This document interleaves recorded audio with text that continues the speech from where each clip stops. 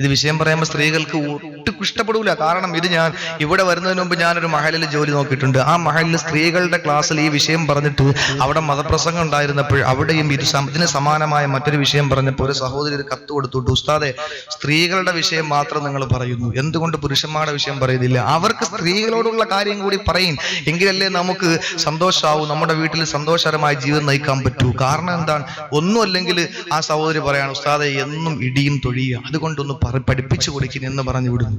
അപ്പൊ ഇതാണ് എല്ലാവർക്കും ഇൻഷാ അല്ലാഹ് പുരുഷന്മാര് എങ്ങനെ ആയിരിക്കണം, പുരുഷന്മാർ ആരായിരിക്കണം എന്നൊക്കെ ഇൻഷാ അല്ലാഹ്. ആ സ്ഥലത്തിന്റെ പേരെന്താ? മൂന്നാറ്റുമുക്ക് ഇൻഷാ അല്ലാഹ് 8, 9, 10 ഒക്ടോബർ 8-ാം തീയതി ഞാനും 9, 10 നൗഷാദ് ബാക്കോയ ഇൻഷാ അല്ലാഹ് അവിടെ പറയാം. ഏതായിരുന്നാലും എന്റെ പ്രിയപ്പെട്ട സഹോദരങ്ങളെ, ഒന്നാമത്തെ വിഷയം നാവ് കൊണ്ട് ഭർത്താവിനെ ബുദ്ധിമുട്ടിക്കുന്നവരാണ്. അതവിടെ നിൽക്കട്ടെ, ബാക്കി ചർച്ച ചെയ്യാൻ സമയമില്ല. രണ്ടാമത്തെ വിഷയം ബാക്കിയുള്ള വിഷയം വളരെ ഗൗരവമായ വിഷയമാണ്. അപ്പൊ ഒന്നാമത്തെ വിഭാഗം നാവ് കൊണ്ട് ഭർത്താവിനെ ബുദ്ധിമുട്ടിക്കുന്നവരാണ് നരകത്തിന്റെ അവകാശികൾ. രണ്ടാമത്തെ ഏതാ? സഹോദരിമാരെ ശ്രദ്ധിച്ചു കേട്ടോ, രണ്ടാമത്തെ വിഭാഗം. ചില ഭാര്യമാര് ഭർത്താക്കന്മാരെ വിളിക്കുന്നത് എന്താ? ഭർത്താവിനെ വിളിക്കുന്നത് കാലം വരുന്നു എന്നാണ്. കാലം വരുന്നു എന്ന് പറഞ്ഞാൽ നമ്മൾ എന്തിക്കും മലക്കായിരിക്കുന്നത്. കാരണം കാലൻ എന്ന് പറയുന്നത് അമുസ്ലിം സഹോദരങ്ങൾ കാലൻ എന്നാണ് അതിനെ പറ്റിയിട്ട്, മാലാകമാരെന്ന് നമ്മൾ വിളിക്കുമ്പോൾ അവര് അതിനെ പറ്റിയിട്ടാണ് പറയുന്നത്. അതുകൊണ്ടാണല്ലോ കുഞ്ഞൻ നമ്പ്യാർ തന്നെ പറഞ്ഞത്, മരണത്തിൽ കാലനെ പറ്റി പറഞ്ഞപ്പോൾ വൃദ്ധന്മാരൊരു കൂട്ടം നിറഞ്ഞു ഭൂതലം തന്നിൽ ചത്തുകഴിവില്ല കാലാനില്ല മുത്തച്ഛനമോ കണ്ടു മുത്തച്ഛാനിരിക്കുന്നു മുത്തച്ഛാനവാനുള്ള മുത്തച്ഛൻ മരിച്ചില്ല. കാലനില്ല എന്ന് പറഞ്ഞാൽ മലക്ക് വരൂലെന്നാണ് എന്റെ അർത്ഥം. ഭാര്യമാര് ചില ഭർത്താക്കന്മാരെ വിളിക്കുന്ന കാലൻ എന്നാണ്, കാലമാടൻ. ഭർത്താവിന്റെ ഉമ്മയെ വിളിക്കുന്ന ഭദ്രകാളി സൈനമ്പി, എന്തൊക്കെ പേരുകൾ. നാളെ നമ്മൾ ഇതുപോലെ അമ്മായി, അമ്മ, നാത്തും. അതുകൊണ്ടല്ലേ ഒരു സ്ത്രീ എടുത്ത് ചോദിക്കുകയാണ് ഏറ്റവും നല്ല കുടുംബജീവിതം നയിക്കുന്ന ആരാ? അപ്പൊ ആ സ്ത്രീ പെട്ടെന്ന് പറഞ്ഞു ആദമു ഹവ്വായാണ്, സംശയമൊന്നുമില്ല. ചോദിച്ചപ്പോ പറയും അവർക്ക് നാത്തുമാരും ഇല്ല, അമ്മായി അമ്മയില്ല. ഇതാണ് അവർക്ക് ആകെ ശല്യം രണ്ടുപേരുമാണ്. എന്റെ പ്രിയപ്പെട്ടവരെ, നാളെ വളർന്നു വരുമ്പോ നമ്മൾ ഒരു അമ്മായി അമ്മ ആകും, നമുക്ക് മരുമക്കൾ ഉണ്ടാകും, അപ്പൊ നമുക്ക് നാത്തുമാരുണ്ട്. ഇങ്ങനെയൊന്നും ആരും ചിന്തിക്കാറില്ല. അപ്പോഴുള്ളത് എല്ലാം അപ്പോഴെപ്പോഴാണ് എന്റെ പ്രിയപ്പെട്ടവരെ. അതുകൊണ്ട് ഒരു കാര്യം മനസ്സിലാക്കിക്കോ, രണ്ടാമത്തെ വിഭാഗത്തിലേക്ക് ഞാൻ കടക്കുക. അല്ലാഹുവിന്റെ റസൂല് പറഞ്ഞു, രണ്ടാമത്തെ വിഭാഗം ഏതാണ്? ഇംറഅത്തുൻ സ്ത്രീയാ ലാ തസ്തുറു നഫ്സഹാ മിനർ റിജാൽ. പുരുഷന്മാരിൽ നിന്ന് ശരീരം മറയ്ക്കാത്തവരാണ്. അന്യ പുരുഷന്മാരെ കാണിച്ചുകൊണ്ടുള്ള വസ്ത്രം ധരിക്കുന്നവരാ.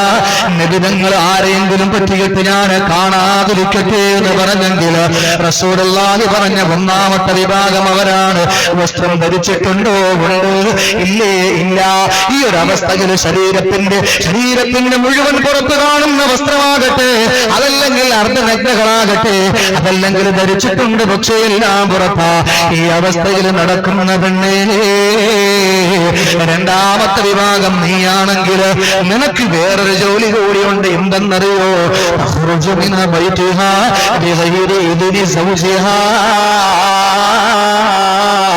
ഭർത്താവിന്റെ അനുവാദമില്ലാതെ വീട് വിട്ട് പുറത്തു പോകുന്നവളാ. സർക്യൂട്ട് ഭർത്താവ് അറിയാതെ പുറത്തു പോകുന്നു. എങ്ങനെയാണ്? ശരീരം മറച്ചിട്ടില്ല. എന്റെ പ്രിയപ്പെട്ടവരെ, ഒരു പാട്ടിയാല ഇറങ്ങി, അത് മാറി. അത് കഴിഞ്ഞപ്പോ ഒരു അനാർക്കലി ഇറങ്ങി, അത് കഴിഞ്ഞു. പിന്നെ ഒരു മസാർക്കല്ലിയായി. 2 കൈയും നെറ്റാണ്. സുബ്ഹാനല്ലാഹ്. 2012 പിറന്നപ്പോൾ അള്ളാഹു തആല പെട്ടെന്ന് വേറൊരു വസ്ത്രം ഇറക്കി. ഇല്ലെങ്കിൽ ശരീരം മുഴുവൻ നെറ്റാവുന്ന വസ്ത്രം അവരിടുമായിരുന്നു. മൂന്നാമതിറങ്ങിയ വസ്ത്രത്തിന്റെ പേരെന്താ? Mary lamp. എല്ലാവരും 90 വയസ്സായ ഉമ്മാമായും പോയി ചോദിക്കുന്നത് മേരിക്കൊണ്ടൊരു കുഞ്ഞാടുണ്ടാകുന്ന. കടക്കാർ പറയും വാപ്പാക്കൊരു കുട്ടനാട് മാത്രം ഉണ്ടാകുന്ന ഉളുഹിയെ കറുത്തെന്ന് പറയും. എല്ലാവർക്കും ഇതാണ് വേണ്ടത്. എന്റെ പ്രിയപ്പെട്ടവരെ, ഇപ്പൊ ഒരെണ്ണം ഇറങ്ങിയിട്ടുണ്ട്, മുഹബ്ബത്ത്. എന്തൊക്കെ വസ്ത്രങ്ങളാണ്! എല്ലാവരും വന്നിട്ട് പറയും, ഭയങ്കര സന്തോഷത്തോടെയും ഭയങ്കര ഇജ്ജത്തോടെയും പറയും, എന്റെ മകളെ അവള് ഫുൾ കൈയാണ് എന്ന് പറയുമ്പോ അതുവഴി പോകുമ്പോ കാണാം ഫുൾ കൈ എന്ന് പറഞ്ഞാൽ ഫുൾ കൈ പുറത്തുനിന്ന്. എന്റെ പ്രിയപ്പെട്ടവരെ, ഈ വസ്ത്രം ധരിക്കുന്നു നാണമില്ലേ നമുക്ക്? എന്റെ സഹോദരിമാരെ, അതുകൊണ്ട് ഒരു കാര്യം മനസ്സിലാക്കിക്കോ. ബിസ്മില്ലാഹിർ മൈക്കാണ്ട് വെള്ളമൊന്നും വേണ്ട. 2000 കുറഞ്ഞില്ലേ മൈക്കിന്റെ വാട? മിനിങ്ങാന്ന് പ്രസംഗിച്ചത് കളമശ്ശേരിയിലാണ്. കത്താതെ ഇപ്പോഴും നിൽക്കുന്ന ഒരു ബസ് ഉണ്ടല്ലോ അവിടെ. ആ കളമശ്ശേരി പ്രസംഗിക്കുമ്പോൾ മൈക്ക് സെറ്റാർ അപ്പോഴും ഇങ്ങനെ പറയും, പറ്റി പറയൂ ഉസ്താദ്. അവസാനം പ്രസിഡന്റ് എന്നിട്ട് പറഞ്ഞു, ഉസ്താദ് 5 വട്ടം പറഞ്ഞു, 1000 രൂപ വെച്ച് കൂട്ടിയാൽ 5000 രൂപ കുറഞ്ഞു. പിന്നെ അവസാനം പാവപ്പെട്ടവരല്ലേ, അല്ലാഹു തആല എന്തായിരുന്നാലും എല്ലാ ഉസ്താദന്മാരും ഇങ്ങോട്ട് വരുമ്പോൾ പറയുന്ന ബിസ്മില്ലാഹിന്റെ കാര്യം. എന്റെ പ്രിയപ്പെട്ടവരെ, അതുകൊണ്ട് രണ്ടാമത്തെ വിഭാഗം ശരീരം മറയ്ക്കാത്തവരാണ്. മാത്രമല്ല അനുവാദമില്ലാതെ പുറത്തു പോകുന്നവരാണ്. അനുവാദമില്ലാതെ പുറത്ത് ശരീരം മറയ്ക്കുന്ന വിഷയമൊന്നും പറയാനുള്ള ടൈം നമുക്കില്ല. ഒരു പക്ഷേ ഞാൻ പറയുമ്പോൾ അത് നാളെ ഇവിടെ ചർച്ചയായേക്കാം. അതുകൊണ്ട് ഞാൻ ആ വിഷയത്തിലേക്ക് കടക്കുന്നില്ല. എന്നായിരുന്നാലും ഒരു കാര്യം പറയാം.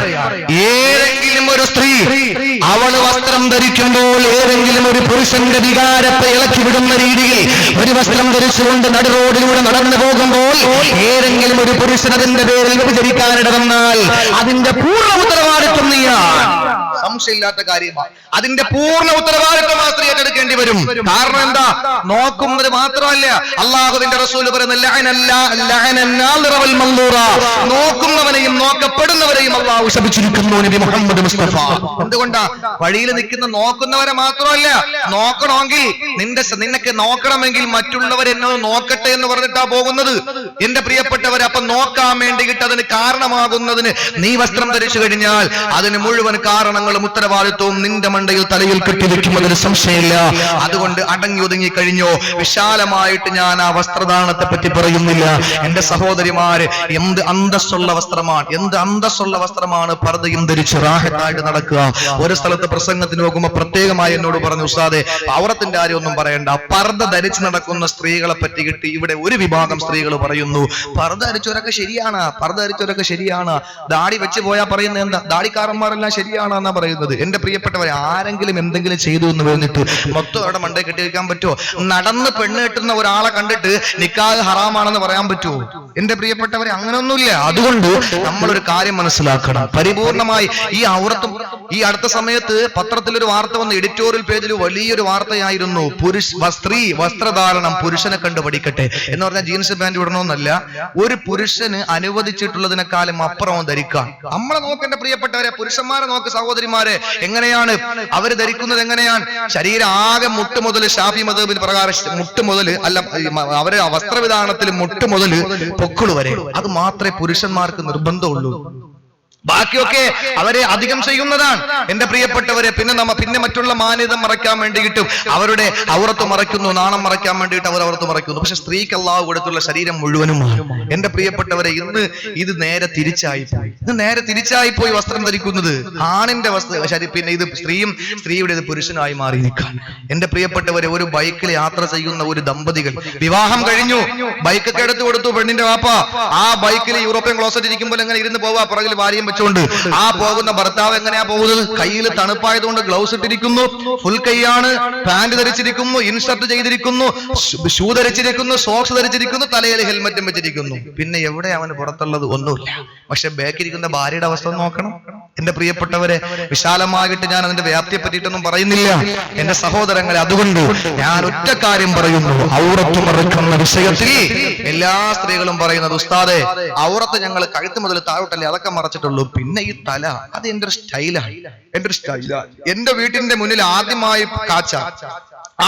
പൂത്ത ആ പിച്ചിപ്പൂവിന്റെ മുല്ലപ്പൂവിന്റെ ഒരു മാല ഉണ്ടാക്കിയിട്ട് എന്റെ തലയിൽ വെച്ചുകൊണ്ട് പോകുമ്പോ ഞാൻ പിന്നെ എങ്ങനെ ഉസ്താദേ? അല്ലെങ്കിൽ എന്റെ മകള് വാപ്പ കൊടുത്തേച്ച ബോയല്ലേ തലയിൽ വെച്ചിരിക്കുന്നത്, എല്ലാവരും ഒന്ന് കാണട്ടെ എന്ന് പറഞ്ഞിട്ട് തല തുറന്നിട്ടാൽ ഒരു മുടി നീ തുറന്നിട്ടാനുള്ള അവസ്ഥ.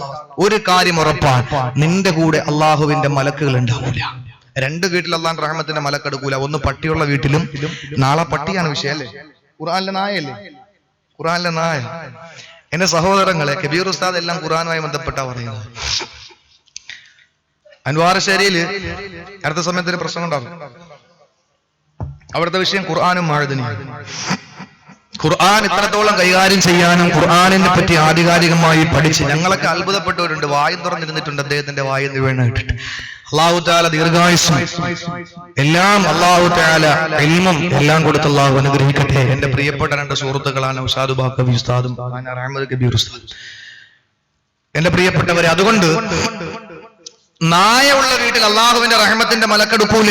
അതുപോലെ അള്ളാഹുവിന്റെ റസൂല് പറഞ്ഞു, ഒരു രൂപം ഉള്ള വീട്ടിൽ ഫോട്ടോ വെച്ചിരിക്കാൻ, ദുബായിൽ നിൽക്കുന്ന ഭർത്താവിന്റെ ഫോട്ടോ വെച്ചിരിക്കാൻ ഹാളിൽ തന്നെ വെച്ചിട്ടുണ്ട്. ബാത്റൂമിൽ നിന്ന് ഇറങ്ങിയാലും കാണാം, അടുക്കളയിൽ നിന്ന് കയറിയാലും കാണാം, സിറ്റ് ഔട്ടിൽ നിന്ന് കയറിയാലും കാണാം, ബെഡ്റൂമിൽ നിന്ന് ഇറങ്ങിയാലും കാണാം. രാവിലെ എന്നും കാണാൻ വേണ്ടിയിട്ട് വെച്ചിരിക്കാം. നിന്റെ ഭർത്താവിനെ പറ്റി ഒന്നും ഓർമ്മ ഉണ്ടാകും, പക്ഷേ റഹ്മത്തിന്റെ മലക്കെടുക്കൂല.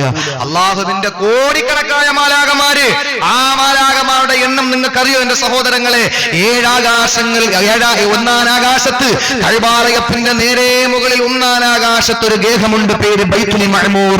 ആ ബൈത്തുൽ മഅമൂറിൽ നിന്ന് ഒരു ചരൽക്കല്ലെടുത്തിട്ടാൽ അത് നേരെ വന്ന് വീഴുന്നത് കറുത്തകല്ലായ ആ പരിശുദ്ധമായ കഅബാലയത്തിന്റെ നടുവിലാണ്. അങ്ങനെയുള്ള ബൈത്തുൽ മഅമൂറിനകത്ത് ഇബാദത്തെടുക്കുന്നത് അള്ളാഹുവിന്റെ മലക്കുകളാണ്. ഒരു ടൈമിൽ ഇബാദത്തെടുക്കുന്ന മലക്കുകളുടെ എണ്ണം 70,000 മലക്കുകൾ ഒരു സമയം അതിനകത്ത് കയറി ഇബാദത്തെടുക്കും. ഒരിക്കൽ ഇബാദത്തെടുത്ത മലക്കിന് പിന്നെ ഖിയാമത്ത് നാൾ വരെ അതിനകത്ത് കയറാനുള്ള ഭാഗ്യമില്ല. എന്നാൽ ലോകാവസാനം വരെയും അവിടെ ഇബാദത്ത് നടന്നുകൊണ്ടിരിക്കും. അപ്പൊ എന്തുമാത്രം മലക്കുകളുണ്ടെന്ന് ആലോചിച്ച് നോക്കിയേ. ഈ മാലാഖമാരിൽ ഒരു വിഭാഗത്തിന്റെ പേരെന്താണെന്നറിയോ?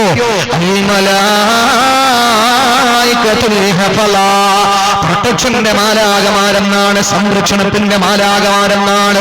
ആരെയാണ് സംരക്ഷിക്കുന്നത്? ആരെയാണ് പ്രൊട്ടക്ട് ചെയ്യുന്നത്? പ്രൊട്ടക്ഷന്റെ മാലാഖമാരെന്നാണ്, സംരക്ഷണത്തിന്റെ മാലാഖമാരെന്നാണ്. ആരെയാണ് സംരക്ഷിക്കുന്നത്? ആരെയാണ് പ്രൊട്ടക്ട് ചെയ്യുന്നത്? യഹ്ഫദൂനൽ മുഅ്മിനീന വൽ മുഅ്മിനാത്ത്, വിശ്വാസികളെയും വിശ്വാസിനികളെയും അത് പ്രൊട്ടക്ട് ചെയ്യുകയാണ്. ആ വിശ്വാസികളെയും വിശ്വാസിനികളെയും സംരക്ഷിക്കുന്ന മലക്കുകളുടെ പേരാണ് ഹഫളത്തിന്റെ മാലാഖമാര്. ആപത്തിൽ നിന്ന്, അപകടങ്ങളിൽ നിന്ന് രക്ഷപ്പെടുത്താൻ വേണ്ടി അള്ളാഹു ഒരു വിഭാഗത്ത് ഇറക്കിയിട്ടുണ്ട്. ഈ മലക്കുകളാണ് അടുക്കൂല എന്ന് പറഞ്ഞ 2 വീട്ടില്. മൂന്നാമത് എന്റെ ഇടതുഭാഗത്തും വലതുഭാഗത്തും ഒക്കെ ഇരിക്കുന്ന സഹോദരിമാരുടെ കൂട്ടത്തിലാണ്. ഏത് സഹോദരിമാരാണ്? അള്ളാഹുവിന്റെ റസൂലിന്റെ പ്രവാചകന്റെ പ്രബോധനത്തിന്റെ പ്രചരണത്തിന്റെ പ്രഥമഘട്ടം ഖദീജ റളിയല്ലാഹു തആല അൻഹ, നബി തങ്ങളുടെ പ്രിയപ്പെട്ട ഭാര്യ. ഖദീജ റളിയല്ലാഹു അൻഹയുടെ അടുക്കലേക്കാണ് ഓടി വന്നത്. പരിശുദ്ധമായ കഅബാലയത്തിൽ നിന്ന് 5 കിലോമീറ്റർ അപ്പുറത്തുള്ള ജബലുന്നൂർ 1 മണിക്കൂർ യാത്ര ചെയ്താൽ മാത്രം താഴെ നിന്ന് മുകളിലെത്തും. എന്റെ പ്രിയപ്പെട്ടവരെ, അങ്ങനെയുള്ള ജബലുന്നൂറിന്റെ മുകളിൽ ഹിറാ ഗുഹയിൽ 4 ഭാഗത്ത് പാറകൾ കൊണ്ട് നിർമ്മിക്കപ്പെട്ട, അതല്ലെങ്കിൽ പാറകളാൽ ആവരണം ചെയ്യപ്പെട്ട ഗുഹയ്ക്കകത്ത് അള്ളാഹുവിന്റെ റസൂൽ ധ്യാന നിമഗ്നനായിരിക്കുമ്പോഴാ ജിബ്രീൽ എന്ന മാലാഖ ഇറങ്ങി വരുന്നത്. പേടിച്ച് ഓടി വന്ന് ഖദീജ റളിയല്ലാഹു അൻഹയുടെ അടുക്കലേക്ക്. നമ്മൾ ആലോചിക്കണം, ഇന്നത്തെ പോലെ സംവിധാനങ്ങളൊന്നുമില്ല. കല്ലുകളും മുള്ളുകളും നിറഞ്ഞ ആ മലയോരത്തു കൂടി റസൂലുള്ള ഓടി ഓടി ഓടി ഓടി ഇപ്പോഴത്തെ ഒറ്റയ്ക്ക് അവിടെ പോയാൽ പേടിച്ചു പോകുന്ന അവസ്ഥയാണ്. ഇത്രയും പുരോഗമനങ്ങൾ ഉണ്ടായിട്ട് ആ ഒരവസ്ഥയിൽ ഓടി അങ്ങ് ചെന്നിട്ട് പറഞ്ഞു, ഖദീജ സമ്മിലൂനി ഖദീജ, എന്നെ ഒന്ന് പെട്ടെന്ന് പുതച്ചേ, എനിക്ക് വല്ലാതെ കിടുങ്ങലാണ്, പനിയാണ്. നമ്മുടെ ഭാര്യമാരുടെ അടുക്കൽ നമ്മൾ ഓടി വന്നിട്ട് പറയാൻ, പുതപ്പിട്ടൊന്ന് മൂടുത്താ പേടിച്ചു എന്ന് പറഞ്ഞാൽ ചോദിക്കും, എവിടെ പോയിട്ടാ വന്നത് പേടിച്ചത് എന്ന് ചോദിക്കും. അള്ളാഹുവിന്റെ റസൂലിനെ പുതച്ചു കൊടുത്തു ഖദീജ. ഖദീജ റളിയല്ലാഹു അൻഹ പുതച്ചു മൂടിയിട്ട് പറഞ്ഞു, നബി നിങ്ങൾ വിഷമിക്കണ്ട. എന്നിട്ട് നബി തങ്ങളുടെ വിശേഷണങ്ങളൊക്കെ ഇങ്ങനെ പറഞ്ഞു കൊടുത്തു.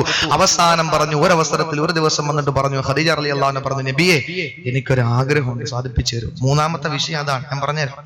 അള്ളാഹുവിന്റെ റസൂലിനോട് പറയാൻ, എനിക്കൊരു ആഗ്രഹമുണ്ട്, സാധിപ്പിച്ചു തരണം. ഖദീജ റളിയല്ലാഹു അൻഹയുടെ മുഖത്ത് നോക്കി റസൂലുള്ളാഹി പറഞ്ഞു, എന്ത് ആഗ്രഹമാണ്? പറഞ്ഞോ, ധൈര്യമായിട്ട് പറഞ്ഞോ, ഞാനല്ലേ നിനക്ക്, ധൈര്യമായിട്ട് പറഞ്ഞോ. റസൂലുള്ളാഹിയോട് പറഞ്ഞു, നബിയെ വേറൊരു ആഗ്രഹമില്ല, ഇനി ജിബ്രീൽ വരുമ്പോ എനിക്കൊന്ന് കാണിച്ചു തരണം.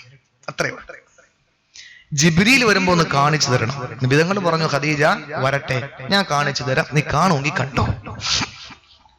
ഒരു ദിവസം അള്ളാഹുവിന്റെ റസൂലിന്റെ അടുക്കൽ ജിബ്രീൽ കടന്നു വന്നു. ആ ഒരു സാഹചര്യത്തിൽ റസൂലുള്ള വലതുഭാഗത്തിരിക്കുന്നു, ഖദീജ റളിയല്ലാഹു അൻഹ ഇടതുഭാഗത്തിരിക്കുന്നു.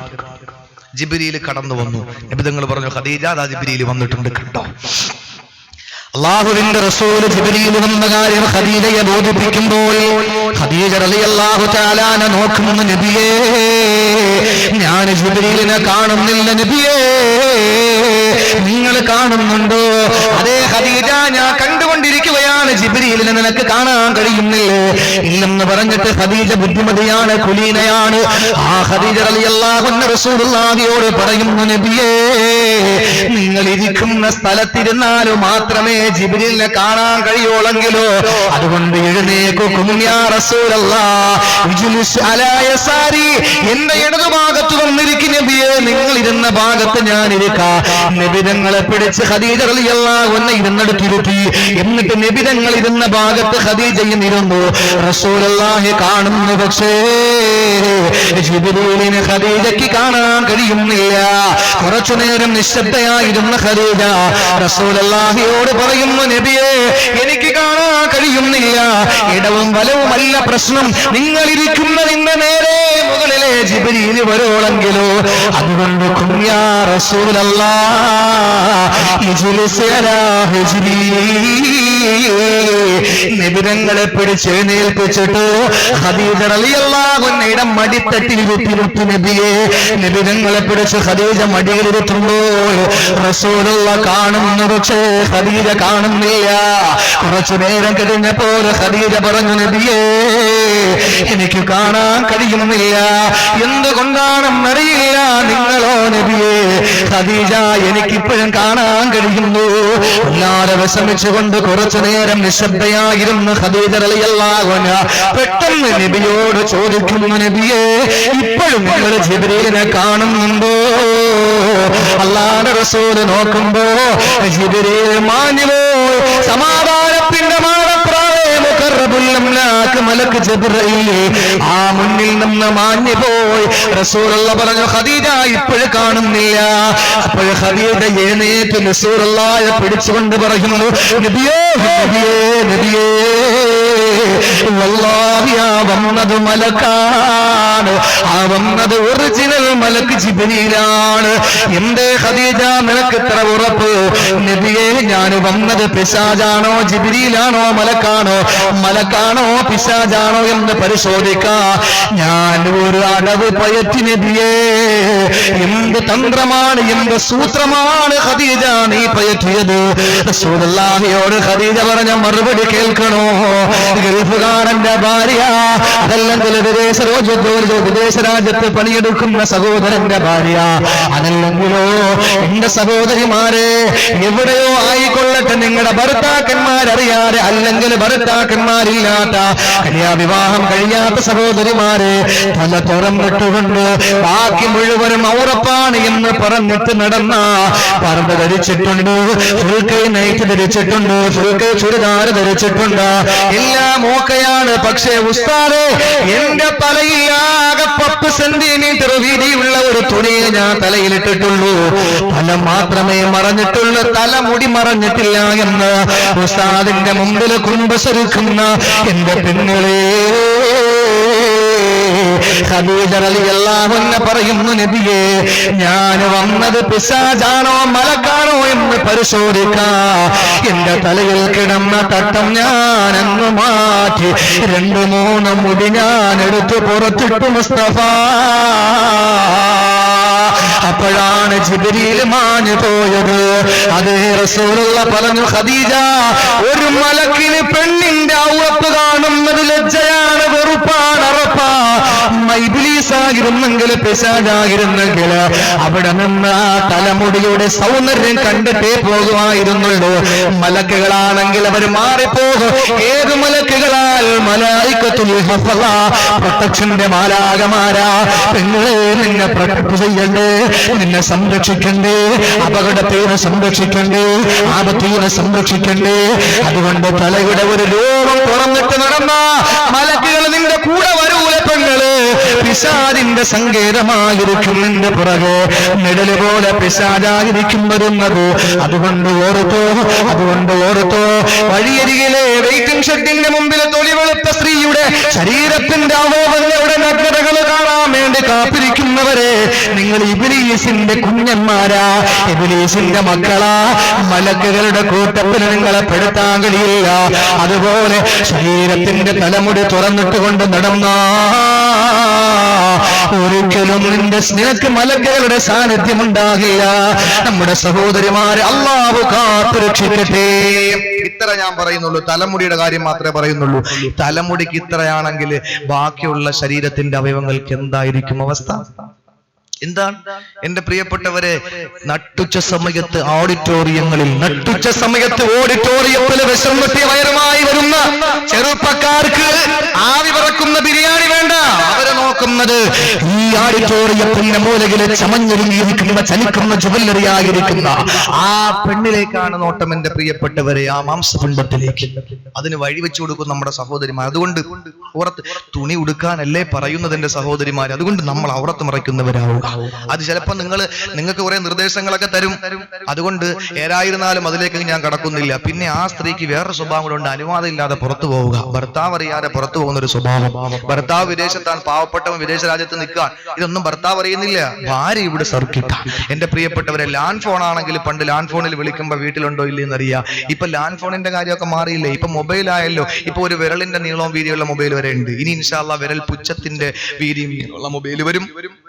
പിന്നെ ഇനിയിപ്പോ ഈ കണ്ണില് കണ്ണാടി വെക്കാം നാണക്കേടുള്ളവർ എന്ത് ചെയ്യുന്നറിയാമോ, കണ്ണിലൊരു ലെൻസ് വെക്കും. അതുപോലെ ഇനി ഒരു സാധനം കിട്ടും, അത് വാങ്ങി ചെവിക്കകത്തോട്ട് കയറ്റി വെച്ചിരുന്നാൽ നമുക്ക് ധൈര്യമായിട്ട് ആരും കാണാതെ നടന്നു പോകുമ്പോൾ സംസാരിച്ചാൽ മാത്രം മതി. അങ്ങനത്തെ മൊബൈലൊക്കെ ഇറങ്ങും. എല്ലാം മാറി വരികയല്ലേ, എല്ലാം മാറി വരികയാണ്. ഇൻഷാ അല്ലാഹ് മൂന്നാറ്റുമുക്കി നമുക്ക് പറയണം, മദ്യപാനത്തിന്റെ പേരൊക്കെ മാറി. ഇപ്പൊ എല്ലാവരും പണ്ടൊക്കെ ചോദിക്കുന്ന മദ്യപിക്കാറുണ്ടോ എന്നാ ചോദിക്കുന്നത്, അതൊക്കെ മാറി. ഇപ്പൊ എല്ലാവരും ചോദിക്കുന്ന കള്ളുകുടി എന്നൊക്കെ മാറ്റിയിട്ട് ഇപ്പൊ ചോദിക്കുന്ന വെള്ളം അടിയുന്ന.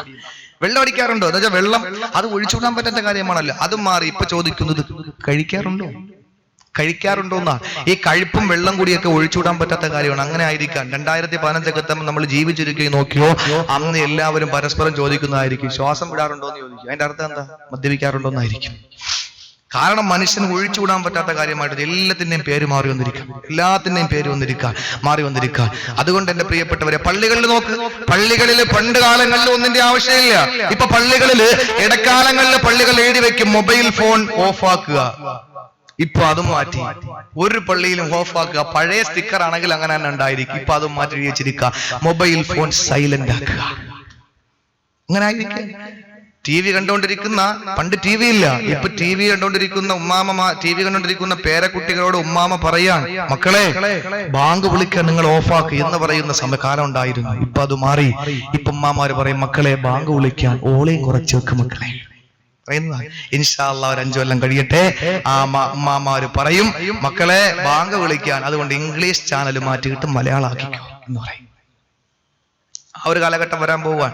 ഉമ്മാമാര് ഒരു കസേര ഇരുന്നിട്ട് തസ്ബീഹ് മാലയും മറച്ചുകൊണ്ടിരുന്ന ഉമ്മാമാരൊക്കെ, അവർക്ക് എന്നോട് ദേഷ്യം പറഞ്ഞു. എന്തായിരുന്നാലും ഞാൻ പറയാം, അവരിത് കേട്ടാൽ അവർക്ക് ഇതൊക്കെ ഉസ്താദെ നിങ്ങൾ പറയുന്നത് ശരിയാണ് എന്നൊക്കെ പറയാം. ഏതായിരുന്നാലും പണ്ടുള്ള ഉമ്മാമാരൊക്കെ അങ്ങനെ ആയിരുന്നു. ഒരു കസേര ഇരുന്നിട്ട് മറ്റേ കസേര പിന്നെ സുജൂദ് ചെയ്തും തസ്ബീഹിലേക്ക് ഇരിക്കുകയാണ്. ഇപ്പൊ അങ്ങനെയല്ല, ഒരു കസേര ഇരുന്നിട്ട് മറ്റേ കസേര കാല് വെച്ചിട്ട് വലത്തെ കയ്യില് റിമോട്ടും ഇടത്തെ കയ്യില് കൊട്ടൻ ചുക്കാതെ തൈലും ആ മുട്ടും തടവിയിരുന്ന ചാനൽ മാറ്റുന്നത്. കാരണം എണീക്കാൻ പോലും വയ്യ, ആ ഒരവസ്ഥയാണ്. എല്ലാം മാറി പിരിഞ്ഞു. അതുകൊണ്ട് പഠിച്ചോ എന്റെ പ്രിയപ്പെട്ട സഹോദരങ്ങളെ. പുരുഷന്മാരോട് പറയാൻ ഇൻഷാ അല്ലാഹ് എന്റെ പ്രഭാഷണത്തിന്റെ അവസാനത്തിൽ ഓർക്കുമെങ്കിൽ അവിവാഹിതകളായ സഹോദരിമാരെ പറ്റി ഒരു വാക്ക് ഞാൻ പറയും. നല്ല സ്വഭാവമുള്ള, നല്ല ആരോഗ്യമുള്ള ഭർത്താവിനെ നമുക്ക് കിട്ടണമെങ്കിൽ ഒറ്റ കാര്യം നിങ്ങൾ ചെയ്യണം. ഇൻഷാ അല്ലാഹ് അത് ലാസ്റ്റ് പറയാം. എന്റെ സഹോദരിമാരെ, അള്ളാഹുവിന്റെ റസൂല് പറഞ്ഞ രണ്ടാമത്തെ വിഭാഗത്തിന്റെ ഒരു കുറ്റം കൂടി അവർക്കുണ്ട്. എന്താണെന്ന് പറയാൻ, അനുവാദം ഇല്ലാതെ പുറത്തു പോകും. ഇത് വിശാലമായിട്ട് പറയാൻ നമുക്ക് സമയമില്ല. ഏതായിരുന്നാലും ഒരു കാര്യം പറയാം, ഗൾഫിൽ നിന്നൊക്കെ വരുമ്പോഴും നല്ല പെർഫ്യൂം കൊണ്ടുവരും ഭർത്താക്കന്മാര്. അത് ഭാര്യയെ കൊടുത്തിട്ട് പോകും. ആകെ വരുന്നത് 54 ദിവസം. അതിൽ ഒരു ദിവസം ഇങ്ങോട്ട് വരുന്നു, ഒന്ന് അങ്ങോട്ട് പോകുന്നു, ബാക്കി 52. 52-ല് 40 ദിവസം ജീവിതം നടക്കും. ബാക്കി 10 ദിവസമൊക്കെ അങ്ങോട്ട് പോക്ക് ഇങ്ങോട്ട് പോക്ക് എല്ലാം വെപ്രാളമാണ്. ഈ 40 ദിവസം കൊണ്ട് എത്ര ചെറിയ സ്പ്രേ ആണെങ്കിലും അടിച്ചു തീരൂല. അത് അവൾ അടിക്കുകയും ഇല്ല. കാരണം ഭർത്താവിന്റെ മുമ്പ് എങ്ങനെ എന്നാലും കുഴപ്പമില്ലല്ലോ. പേസ്റ്റ് ഇരുന്നാലും മീമുള്ളിരുന്നാലും ഒരു കുഴപ്പമില്ല, പല്ല് വെച്ചില്ലെങ്കിലും കുഴപ്പമൊന്നുമില്ല. പക്ഷെ ഭർത്താവ് പോകുമ്പോഴല്ലേ അണിഞ്ഞൊരുങ്ങി നടക്കേണ്ടത്. സഹോദരിമാര് പറയുന്നത് അങ്ങനെയാണ്. അല്ലാഹ് ഇവിടെ 2 കീറൽ വന്നു, ഇവിടെ ഈ നൈറ്റി ഒട്ടും കൊള്ളൂല, അതെന്തായാലും വീട്ടിയിടാം. പിന്നെ നല്ല ഒരെണ്ണം കിട്ടിയപ്പോൾ അത് എവിടെയെങ്കിലും പോകുമ്പോ ഇടാം. എന്തിനു വേണ്ടിയിട്ടാ? വീട്ടിൽ ഇരിക്കുമ്പോൾ നിങ്ങളല്ലേ കാണൂ, വേറെ ആരും കാണാനില്ലല്ലോ. അതുകൊണ്ട് കീറിയാലും കുഴപ്പമില്ല, അതല്ലെങ്കിൽ കൊള്ളൂലെങ്കിലും കുഴപ്പമില്ല, നിങ്ങൾ അങ്ങ് സഹിക്കുമല്ലോ. എന്തായാലും തലയിൽ വെച്ചല്ലോ. ഒരു ഭർത്താവും ഭാര്യയായിട്ട് സംസാരിക്കാൻ, ഭാര്യ ചോദിക്കുന്നു, ഭാര്യ ചോദിക്കുന്നു, അടുത്ത നാളെ നമ്മുടെ വെഡിങ് ആനിവേഴ്സറിയാ, നിങ്ങളൊന്നും അറിഞ്ഞില്ലേ? അപ്പൊ ഭർത്താവ് പറഞ്ഞു, ആരെങ്കിലും ദുരന്തം ഓർക്കാൻ, ആരെങ്കിലും ദുരന്തത്തെ പറ്റി ഓർക്കുവോ? ദുരന്തം ആരും ഓർക്കാറില്ല. എന്തായിരുന്നാലും നാളത്തെ പ്രോഗ്രാം എന്താ? ഭർത്താവ് പറഞ്ഞു, നാളെ എന്താന്ന് എന്റെ വീടിന്റെ മുമ്പിൽ ഞാനൊരു കരിങ്കൊടി നാട്ടാൻ പോവാ. ദുരന്തത്തിന്റെ 1ാം വാർഷികം. അതുകൊണ്ട് എന്റെ പ്രിയപ്പെട്ട സഹോദരങ്ങളെ, സഹോദരിമാരെ, ഈ വിഷയം ഗൗരവത്തോടുകൂടി നിങ്ങൾ എടുക്കണം. ഭർത്താക്കന്മാര് വിദേശത്ത് നിന്ന് കൊടുക്കുന്ന ഈ പെർഫ്യൂം അത് അടിക്കാതെ വെച്ചിട്ട് ഭർത്താവ് നാട്ടിൽ ഗൾഫിൽ പോകുമ്പോ വീണ്ടും അത് അടിച്ചുകൊണ്ട് നടക്കുന്ന ഒരു സ്വഭാവം, അട്രാക്ഷനുള്ള വസ്ത്രം എടുത്ത് നടക്കുന്ന ഒരു സ്വഭാവം, അത് മാറ്റണം. ചില ഭർത്താക്കന്മാർ നാട്ടിലുണ്ടെങ്കിൽ തന്നെ ഭർത്താക്കന്മാർക്ക് ഭയങ്കര ഇഷ്ടമാണ്. റസൂലുള്ള പറഞ്ഞ റസൂലുള്ളാന്റെ വാക്ക് പറഞ്ഞാൽ ആർക്കും വിഷമം തോന്നൂല. നമ്മൾ പറയുമ്പോഴാണല്ലോ കുഴപ്പം. എന്റെ സഹോദരങ്ങളെ, ചില ഭർത്താക്കന്മാർ ക്രിക്കറ്റ് കളിക്കും, ക്യാരംസ് കളിക്കും, ഫുട്ബോൾ കളിക്കും, വോളിബോൾ കളിക്കും, എല്ലാം കളിക്കും. ആ കൂട്ടുകാരത്ത് വെയിറ്റിംഗ് ഷെഡിലൊക്കെ സ്വറ പറഞ്ഞിരിക്കുമ്പോൾ ഭാര്യ അതുവഴി പോകുമ്പോൾ അദ്ദേഹം ചോദിക്കാൻ, എങ്ങനെ നല്ലൊരു മണാടിക്കുന്നല്ലേ എന്റെ ഭാര്യ ഞാൻ കൊണ്ട് കൊടുത്ത പെർഫ്യൂം അടിച്ചുകൊണ്ട് പോവാ. ഭാര്യ പൂശി പെർഫ്യൂം അടിച്ചുകൊണ്ട് പുറത്തിറങ്ങി നടക്കുന്നത് ഇഷ്ടപ്പെടുന്ന ഭർത്താവ്. അള്ളാഹുവിന്റെ റസൂല് പറയുന്നു, എന്റെ സഹോദരിമാർ ശ്രദ്ധിച്ച് കേട്ടോ, നിങ്ങൾ ആ ഒരു കാരണത്തിന്റെ പേരിൽ ഭർത്താക്കന്മാർക്ക് ഓരോ ഫ്ലാറ്റ് സമ്മാനിക്കുന്നു. നബി മുഹമ്മദ് മുസ്തഫ ഇത് കേൾക്കുമ്പോ എന്റെ പൊന്നുസ്താദേ, എന്തിനൊക്കെ ഞങ്ങൾ പോയി, ദേ വന്നു. അതുപോലെ തന്നെ ഡീൽ ഓർ നോ ഡീൽ എല്ലാത്തിലും ഞാനും എന്റെ ഭർത്താവും മച്ചായും കുടുംബം എല്ലാം പോയിട്ടും ഇതുവരെയും ഒരു ഫ്ലാറ്റ് ഞങ്ങൾക്ക് കിട്ടിയിട്ടില്ല. എന്തായിരുന്നാലും നല്ല പെർഫ്യൂം അടിച്ചോണ്ട് നടക്കുമ്പോൾ ഒരു ഫ്ലാറ്റ് കിട്ടുമെങ്കിൽ പിന്നെ അതിലപ്പുറം സന്തോഷം പിന്നെന്താ, ഫ്ലാറ്റ് കിട്ടും. എവിടെയാണ്? അല്ലാഹുവിന്റെ റസൂൽ പറയുന്നു,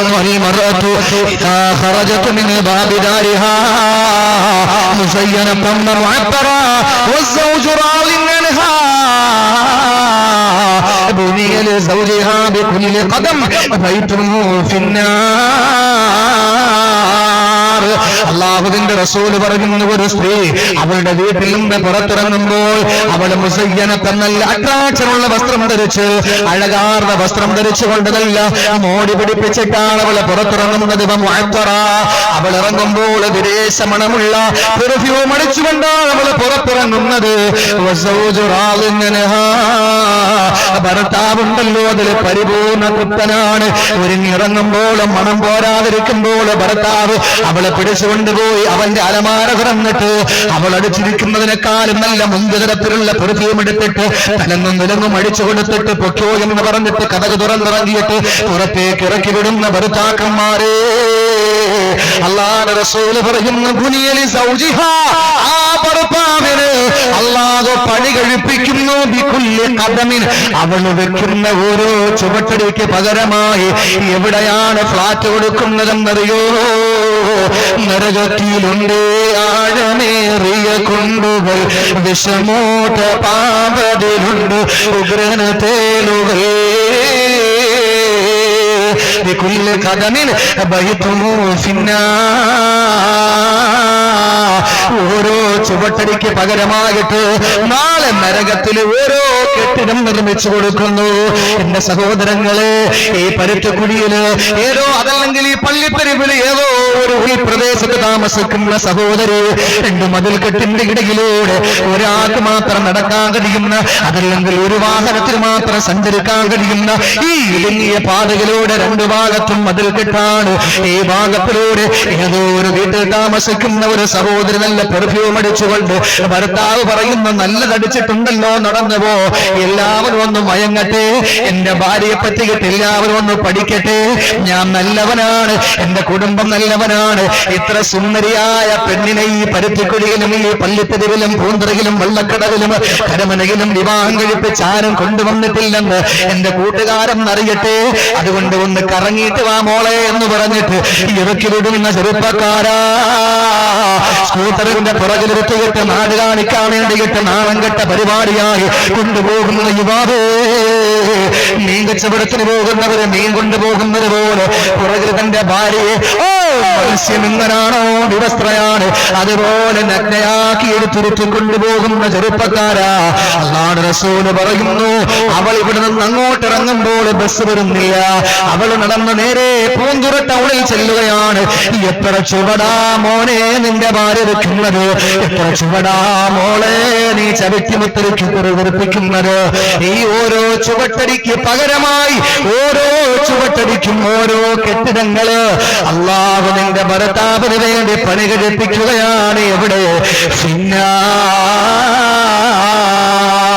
നരകത്തിൽ അതുകൊണ്ട് സഹോദരങ്ങളെ, നമ്മുടെ ഭാര്യ നമ്മുടെ മുന്നിൽ മാത്രം അണിഞ്ഞൊരുങ്ങേണ്ടവളാണ്. നമ്മുടെ മുന്നിൽ മാത്രം അണിഞ്ഞൊരുങ്ങേണ്ടവളാണ്. അവളുടെ മണം ആസ്വദിക്കാൻ നമ്മൾ മാത്രമാണ്. അല്ലാഹു നിങ്ങൾ അവരുടെ വസ്ത്രമാണ്, അവർ നിങ്ങളുടെയും വസ്ത്രമാണ്. അല്ലാഹു നമുക്ക് ആ ഒരു ഭാഗ്യം തന്നിരിക്കാം. അതിനപ്പുറം നാട്ടുകാരെ കാണിക്കാൻ വേണ്ടി കൊണ്ട് നടക്കണ്ട സഹോദരിമാരെ. അതുകൊണ്ട് ഭർത്താക്കന്മാർ ഇല്ലാത്തപ്പോൾ ഈ വക രീതിയിൽ നമ്മൾ കാണിച്ചാൽ അള്ളാഹുവിന്റെ സ്വർഗം എങ്ങനെ നമുക്ക് കിട്ടും? കിട്ടൂല എന്റെ സഹോദരിമാരെ. ലോകം അവസാനിക്കാറേക്കായി. ഇനിയിപ്പോ വലിയ നാളൊന്നുമില്ല. നമ്മൾ പറയും അല്ലാഹു ഉസ്താദെ പിന്നെ ഈസാ നബി വരുമ്പോ ഇത്രയും കൊല്ലം കൂടെ ഭരിക്കുമല്ലോ. അതിനാണ് റസൂലുള്ള പറഞ്ഞത് കൊല്ലത്തിന് മാസത്തിന്റെ വേഗതയായിരിക്കും. പെട്ടെന്നങ്ങ് പോവും. കാത്തിരിക്കുമ്പോ നമ്മൾ ദിവസം റസൂലുള്ള പറഞ്ഞെന്താ, കച്ചവടക്കാര് തുണി ഇങ്ങനെ പരിചയപ്പെടുത്തി കൊടുക്കാൻ കടയിൽ ചെല്ലുമ്പോൾ മുണ്ടിങ്ങനെ അതല്ലെങ്കിൽ തുണി ഇങ്ങനെ പരിചയപ്പെടുത്തി കൊടുക്കുമ്പോൾ ഖിയാമത്ത് നാൾ അവസാനിക്കും. ഇത് വിൽക്കാനും പറ്റൂല, തിരിച്ച് മടക്കി വെക്കാനും പറ്റൂല. നബി മുഹമ്മദ് മുസ്തഫ വളരെ പെട്ടെന്ന് അങ്ങ് വരും. അതുകൊണ്ട് സമയമൊക്കെ അടുത്തു. അതുകൊണ്ട് നിന്നെയുള്ള കാലമെങ്കിലും നല്ലതുപോലെ ജീവിക്കാൻ 1000 വട്ടം എന്നോടും 1001ാമത് എന്റെ ചെറുപ്പക്കാരായതിന്റെ ഈ മാല ധരിച്ച സംഘാടകരോടും 1002ാമതായ എന്റെ ശ്രോതാക്കളോട് ഞാൻ പറയാം, അല്ലാഹു തആല നമ്മളെല്ലാവരെയും നല്ല രീതിയിൽ ഉൾപ്പെടുത്തി അനുഗ്രഹിക്കുമാറാകട്ടെ. മൂന്നാമത്തെ ഒരു സ്വഭാവമാണ്, മൂന്നാമത്തെ വിഭാഗം. ചുരുക്കി പറയാൻ എന്റെ പ്രിയപ്പെട്ടവരെ, മൂന്നാമത്തെ ഒരു വിഭാഗം അള്ളാഹുവിന്റെ റസൂൽ പറയും 4 വിഭാഗം നരകത്തിലാണ്. അതിൽ 2 പറഞ്ഞു. മൂന്നാമത്തേത് അള്ളാഹുവിന്റെ റസൂൽ പറയുന്നു, ഇംറാത്തുൻ തുകല്ലിഫു സൗജഹാ മാ ലാ യുതീഖ്, തുകല്ലിഫു സൗജഹാ മാ ലാ യുതീഖ്. ഭർത്താവിനോട് കഴിയാത്ത കാര്യങ്ങൾ, അവന്റെ തോക്കത്തിനൊക്കാത്ത, അവന്റെ കഴിവിനൊക്കെ കാര്യങ്ങൾ ഭർത്താവിനോട് പറഞ്ഞിട്ട് നിർബന്ധിക്കുന്ന പെണ്ണേ, അല്ലാഹുവിന്റെ റസൂൽ പറയുന്നു, നീയാണ് മൂന്നാമത്തെ വിഭാഗം. എന്ത് പറഞ്ഞാലും ഭർത്താവിന് കഴിയോ എന്ന് ചിന്തിക്കുക, അല്ലാത്തതൊന്നും പറയല്ലേ, അല്ലാത്തതൊന്നും പറയല്ലേ. നിങ്ങൾക്കറിയോ റസൂലുള്ളാഹിയുടെ ജീവിതം എങ്ങനെയാണ്? ഹബീബായ നബിയുടെ ജീവിതം എങ്ങനെയാ? ആയിഷ ബീവി റളിയല്ലാഹു അൻഹ പറയുന്നു, എന്റെ പ്രവാചകൻ നമസ്കാരം കഴിഞ്ഞ് മടങ്ങി വരുമ്പോൾ കഴുകിയിടാൻ വേണ്ടിയിട്ട് കമീസും കഴുകിയിട്ട് അതിനെ ഒന്ന് ഉണങ്ങാൻ വിരിച്ചിട്ട് വെയിലത്ത് വിരിച്ചിട്ട് എന്റെ റസൂല് ഉണങ്ങാൻ വേണ്ടിയിട്ട് കാത്തിരിക്കുമ്പോൾ അതാ അടുത്ത വഖത്തിന്റെ ബാങ്ക് വിളി കേൾക്കുകയാണ്. എന്റെ പ്രവാചകനാ പാങ്കിന് ഉത്തരം കൊടുത്തുകൊണ്ട് അതിന് നേതൃത്വം, നിസ്കാരത്തിന് നേതൃത്വം കൊടുക്കാൻ വേണ്ടിയിട്ട് എന്റെ റസൂലുള്ള പോയാ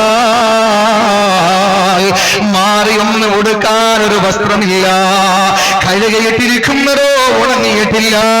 എന്റെ പ്രവാചകന് കഴുകി ഉണങ്ങാൻ വിരിച്ചിരിക്കുന്നത് പലവട്ടം കസനം വെച്ചതാ.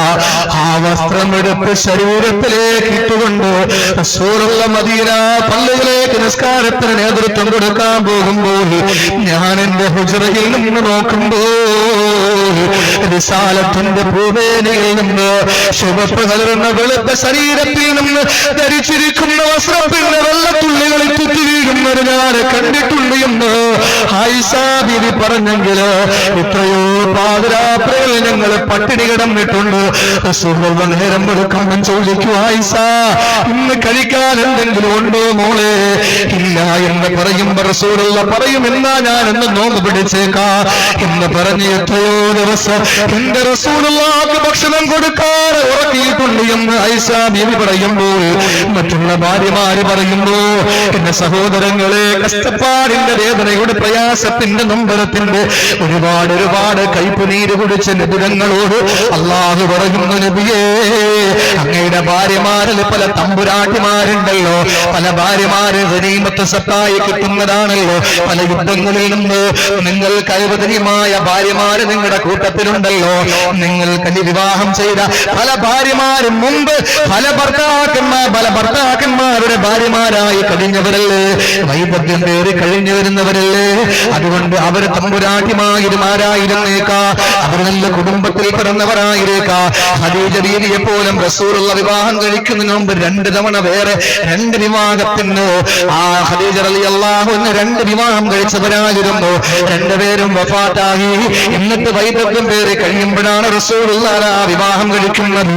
എന്റെ സഹോദരങ്ങള്, ആയിഷാ ബീവി അടക്കമുള്ള മറ്റു ഭാര്യമാരോട് അള്ളാഹുവിന്റെ റസൂല് റസൂല് ചോദിക്കാ, അള്ളാഹു അറിയിച്ചു കൊടുക്കുന്നു. എന്താണെന്നറിയോ? ഇത്രത്തോളം കഷ്ടപ്പാട് അനുഭവിക്കുമ്പോൾ അള്ളാഹുവിന്റെ പ്രവാചകരെ വിളിച്ചുകൊണ്ട് അള്ളാഹു പറയുന്നു, നബിയെ നിങ്ങളൊന്ന് ചോദിച്ചേക്ക്, യാ അയ്യുഹൻ നബിയ്യു ഖുൽ ലിഅസ്വാജിക ഇൻ കുന്തുന്ന തുരിദുനൽ ഹയാത ദുനിയാ വസീനതഹാ ഫതഅലൈന ഉമത്തിഉകുന്ന വഉസർരിഹുകുന്ന സറാഹൻ ജമീലാ. അല്ലയോ ഭാര്യമാരെ, നിങ്ങൾ ദുനിയാവ് ഇഷ്ടപ്പെടുന്നതെങ്കിൽ ഇവിടെ പട്ടിണിയാണ്, പരിവട്ടമാണ്, കഷ്ടപ്പാടാണ്, വേദനയാണ്. അതുകൊണ്ട് നിങ്ങൾ ദുനിയാവ് ഇഷ്ടപ്പെട്ട നിങ്ങൾ വരിക വരിക ഭാര്യമാരെ,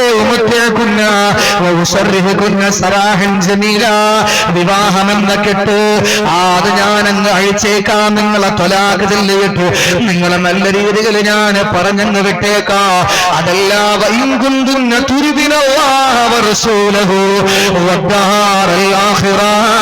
അല്ലാഹുവിനെയും അവന്റെ പ്രവാചകനെയും അതുപോലെ പരലോകത്തെയും ഇഷ്ടപ്പെടുന്നെങ്കിൽ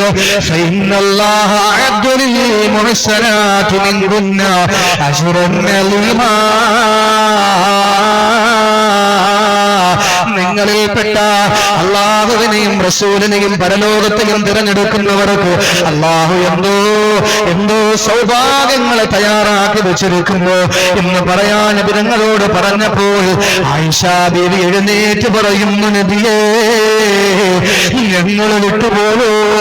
സന്തോഷത്തിൽ മാത്രമല്ലല്ലോ ഭർത്താവിനോടൊപ്പം കഴിയേണ്ടത്, സന്താപത്തിലും കഴിയണ്ടേ?